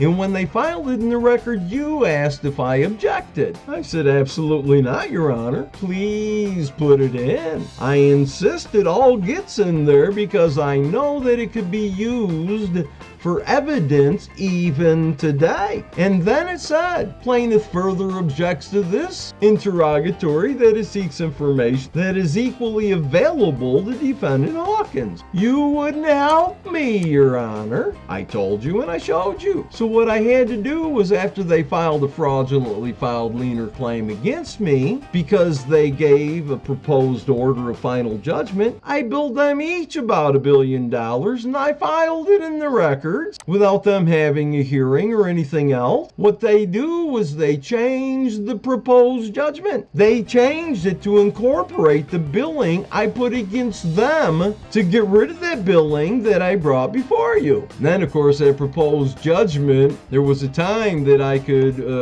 challenge it to form, but they never mailed it to me. I ended up having to go down to the courthouse and getting it, and I put into the court just before the time they was hoping would run out, that what they did was they fraudulently altered that proposed final judgment as stated to incorporate a billing that I charged each of them with. That's over $10 billion there, my friends. And it's to be paid individually, severally, and or jointly. Here I showed, when I went down to the Attorney General of Texas there, Greg Abbott, because the city of Abilene wouldn't release to me after the kangaroo courtship that I had just been through, they thinking that the litigation was actually over when I froze everything. When you put a challenge to jurisdiction in to a court, it freezes everything until jurisdiction is proved. The courts never prove their jurisdiction. And you'll see here when the city responds, they're quite ignorant of the law. They're quite ignorant of the fact. Here is something that I want every American to memorize if you can. This maxim of law in green, summarizing the visit I had at Greg Abbott's office, though it wasn't with Greg Abbott, it was a woodworker. He had a name with wood in it. But I further tell him that wicked man acting as a judge, it was 2003 the case was filed. It took me 4 years to finally go to the Attorney General of Texas. I had to drive all the way out there to get this man to go ahead and tell these people, talking about the plaintiffs, the city of Abilene, hey, look, litigation is over, guys. You can't withhold this information anymore. You gotta give up your fraud, and you gotta let him see. So they wrote, talking about Greg Abbott's office there as Attorney General of Texas. So they wrote and said, hey, it's a fairy tale. They brought me into this court, Your Honor, using fraud, deception, false statements. We've got 10 affidavits all signed after they claimed it was 700 Virgil. They understood it, but yet all them 10 affidavits each state emphatically that it was 600. I said the whole time, no, 700. If you're going to judge me, then do it right. Yes, I put in these contracts for you to pay me because you destroyed my life. You took my pregnant wife and threw them out in the middle of the winter, bulldozed our houses with a demolition order that don't even go for the property I owned. There wasn't anything condemned, and you're going to fight me? And you know the sad part, Your Honor? I told you, and I wrote you in several pleadings, a maxim of law. It says, evil deeds ought not remain unpunished, for impunity affords continual excitement to the delinquent. And yes, my friends, as you can see, the foundations of this fine country are gone. Taboos now rule. Further saying, this last December, Your Honor, in 2008, I bought a house. This last January, after I wrote them affidavits saying, hey, I own this thing, don't you come on my property without having a proper search warrant or proper seizure warrant. Don't you come on my property. You call me and I'll come down and I'll talk to you. Now this maxim of law, Your Honor, should control this court. I wrote it in the case many times because I kept being the one that they kept getting the judgments against me. They didn't even have to answer what the true property was because they were using misappropriated public funds to make personal and private gains, each over $10,000 with exemplary added to it. And you were allowing it because you didn't know. They weren't telling you the truth. They misled the court. They deceived this court. They deceived me. Well, I wasn't actually deceived. I'd like to retract that statement. They didn't deceive me one bit. I saw right through it from the very moment that they filed this. And what I'm talking about, this is the cause of action 23075B filed in the 104th District Court there. From the very moment that they filed cause number 23075B. They filed this and you gave me less than 48 hours after getting served this big old complaint to be in your court. And when I brought my answer in before you, Your Honor, you dismissed my answer. I didn't even have time to file it. I was up for 48 hours straight to be here in court to answer something that the Texas Rules of Civil Procedure say I got at least 10 days. But evil deeds ought not remain unpunished, for impunity affords continual excitement to the delinquent. Then the judge interrupts and says, "Oh, Mr. Hawkins, excuse me in just a minute. I've reviewed your motion, and I've reviewed the memorandum and judicial notice, and I've heard your argument that you're making. I understand your point.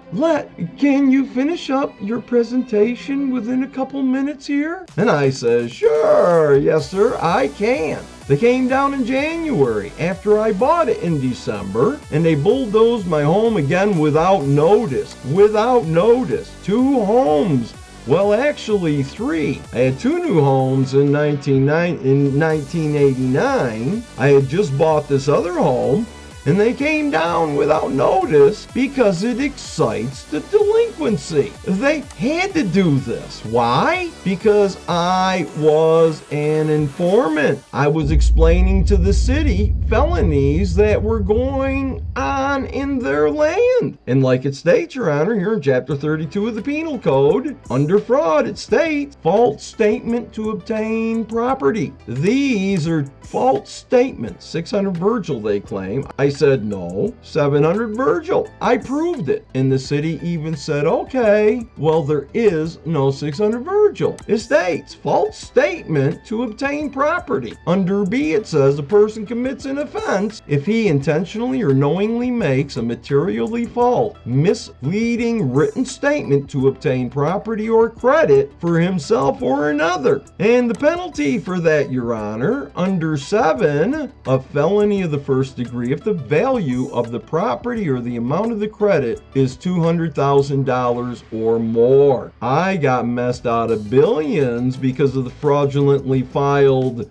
lien or claim that they placed in here, Your Honor. We're not talking 1 felony of the first degree. We're talking, Your Honor, if you take a look at the styling of this matter, we're talking 10 felonies for just 1 count. And we're allowing these known felons to be walking among us, public servants, to continue in this stuff. So anyway, I'm going to zippity-doo-dah this down through here. My voice is starting to go out. Please understand, my friends, this is American injustice. This is the American dream. I've been a billionaire for many years now, and there's interest being added to that. If you all finished a day up from work and went home to find out you had no home left, it's not an easy feeling. You know how many times I've been made homeless by the city of Abilene and its wicked public servant. It's a shame. Only here in Texas, the United States of America's corporation boundaries and surveys, is this allowed. And I'll tell you, the transcripts were actually altered because I had spoke out some other things in there, my friends, that when I acquired the transcripts, I'm like, how in the world could they cut these things out? And you can see here in the affidavit by Julie R. Campbell, she says, a certified shorthand reporter in and for the state of Texas do hereby certify that the above and foregoing contains a true and correct transcription of all the proceedings had in the above styled and numbered cause, all of which occurred in open court. Now get this, my friends, or in chambers and were reported to me. In other words, whatever the judge told her she needed to say, well, she'll certify a very deceptive affidavit pretending that it's certified, it's true and correct of everything which occurred in the open court or in chambers and was reported by her in the transcript. I further certify that this transcription of the record of the proceedings truly and correctly reflects the exhibits, if any, offered by the respective parties, witnessed my hand, this 9th day of September 2009, so on and so forth. So it's your choice, America. Again, they've done this to me, a presidential candidate. How many others do you think they've done this to as well? when they were trying to murder me, starving me for 44 days. When a lying preacher would come in to speak falsehoods, they made the mistake of allowing me in there, and I discovered there were several other people there didn't even know why they was in jail either. And that's the problem with jails and prisons that are privately owned. You have to fill them, these wicked and evil public servants stealing people's lives, taking away their freedom, stuffing them in these places without even being charged. And yet the Hamburglar is praised because we have very few taboos left. There's very little left to be undone, my friends, before the chaos you would never believe will be unleashed. And now, considering all that you've seen within this video, my friends, if you are an American or if you are living within the boundaries and the surveys of the United States of America, you are bound now because you have the actual knowledge of a commissioned felony. Well, many felonies. And so for you to be a whistleblower or a law-abiding person then you need to do is Title 18 of the U.S. Code, subsection 4, misprision of felony, commands you to do, and you've seen in this documentary, exposing known domestic terrorists that are protected. You've seen the letter to Greg Abbott, a man who was elected to act as a governor of Texas, wherein he was named a conspirator, and so there's very little reason to report this, my friends, to some judge. But where it says,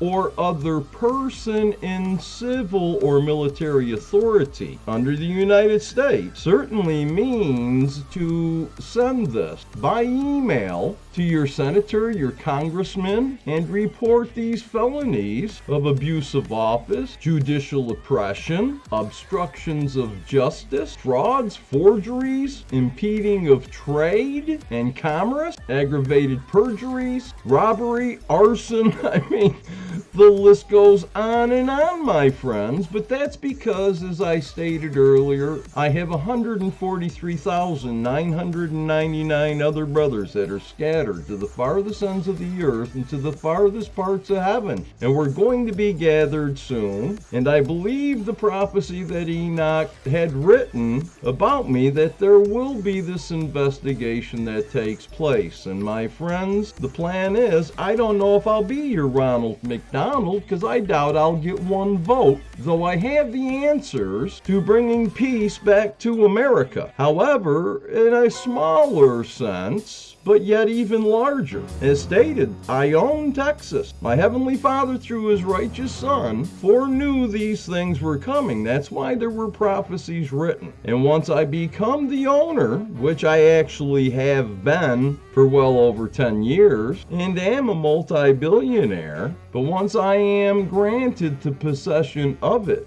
through the default judgments that are to be enforced. Otherwise, if contracts are not valid, my friends, according to law, then why are you paying your mortgage? Why are you paying for your car? Why do you pay for groceries? Though, I mean, there are a lot of those out there that aren't. They're just grabbing and running. But after Texas is taken over, those individuals that think they can outdo the law, well, my friend, the first thing that's going to be done is that there will be the ecclesiastical law enacted throughout Texas. There will be around a 6-month period wherein all the unclean foods and such will be banned, and after whatever time period is set, if you're found with these unclean things, eating them or breaking any of the ecclesiastical laws, there will be swift judgment and punishments. And believe you me, it's not going to be by fines. Eye for eye and tooth for tooth, bone for bone will be enforced, but we'll have peace, my friend. It'll be the only place on earth where there will be peace, because everyone will know the law.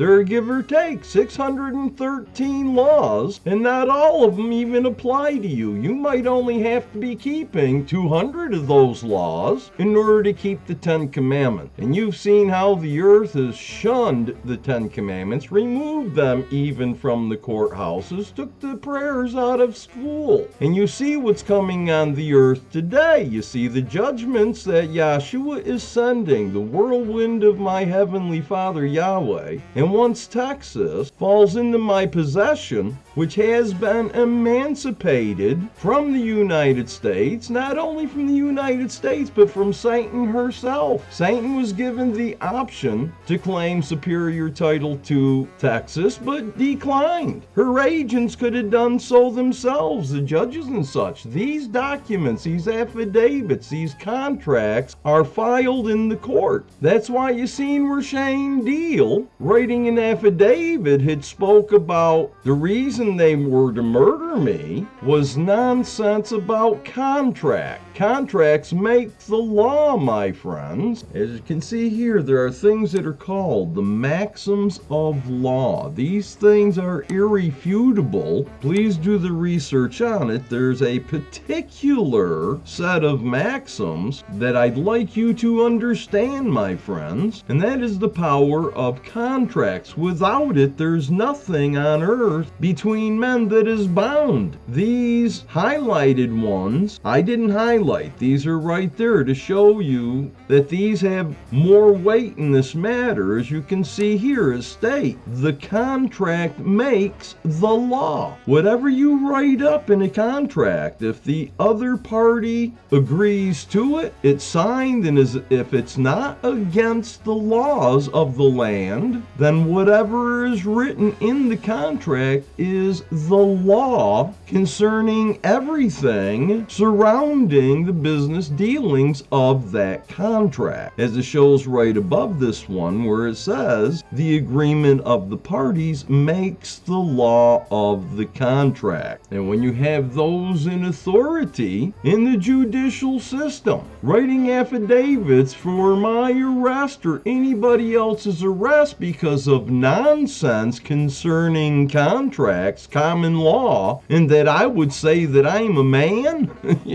and this was before all that transgender jazz and gender jazz, but you are now aware of the true corruption that very little investigation needs to be done in other than it to be investigated. What is mine that has been withheld from me because the court or courts have been used as criminal tools and instruments against me, a man living on Texas soil at the time, wherein I understand, my friends, that this is not something that goes on with just anybody. It wasn't time 10 years ago, but I believe it's time that's coming soon. The quicker you get this here video into the hands of the authorities and hold them to acting, they can't hear me. I will be sending this off to more senators. Ted Cruz is the first one on my list. I do not commit suicide for any reason, my friends. While they were starving me for 44 days, I could easily broke my own neck or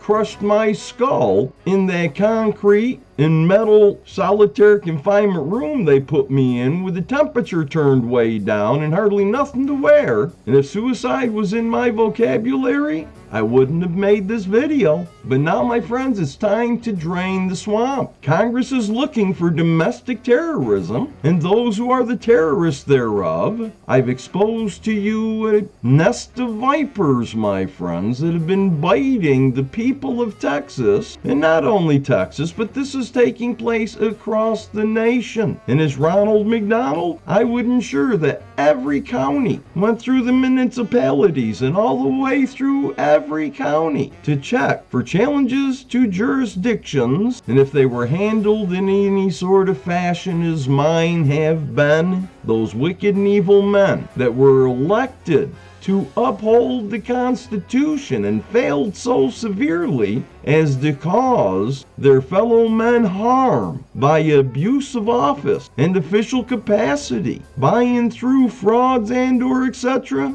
They may end up getting more than just 40 lashes minus one, depending on the severity of how they've dealt with others. And yes, even the world will bring their kings in chains and their nobles in fetters of iron to us, because Texas will, by the hands of all who live there, put the evil away from us. And by doing so, the fear of doing anything similar will only keep it an evil thought in their minds that they can get rid of, because if they act upon those evil thoughts in Texas, they will pay. And because of that, read Deuteronomy chapter 28, the beginning of the chapter. Just think of Texas and then read the rest of the chapter to see what's going to come on the rest of the world. But all who desire to repent and to live by the every written word, you will be welcome in Texas. You can wear a gun in Texas for the protection of your neighbor. And if there's any foul play, those who cannot maintain self-control will be dealt with swiftly. And therefore will have peace. And the only place with peace. And before you know it, even the nations will be bringing tribute to us as we show them all how they could turn their spears into pruning hook and their swords into plowshares and give a glimmer of hope through light and salt to all the inhabitants of the earth. A time of change is coming, my friends. That is my offer. Please be an upright citizen. Please be an upright human being, or even reptilian if you're living on the soil within the boundaries and the surveys of the United States of America. Then you're obligated to send this off to at least one senator. But I tell you, it may be fun to send it off to every senator and every congressman that you can. Whoever's email address you can get a hold of. And it's right there in the public realm. If you type on their contact information, it'll give it to you. Send them an email with this video in it and ask them what they're going to do about it, and that you want to be informed, notified that they received your email. And my friends, see if you get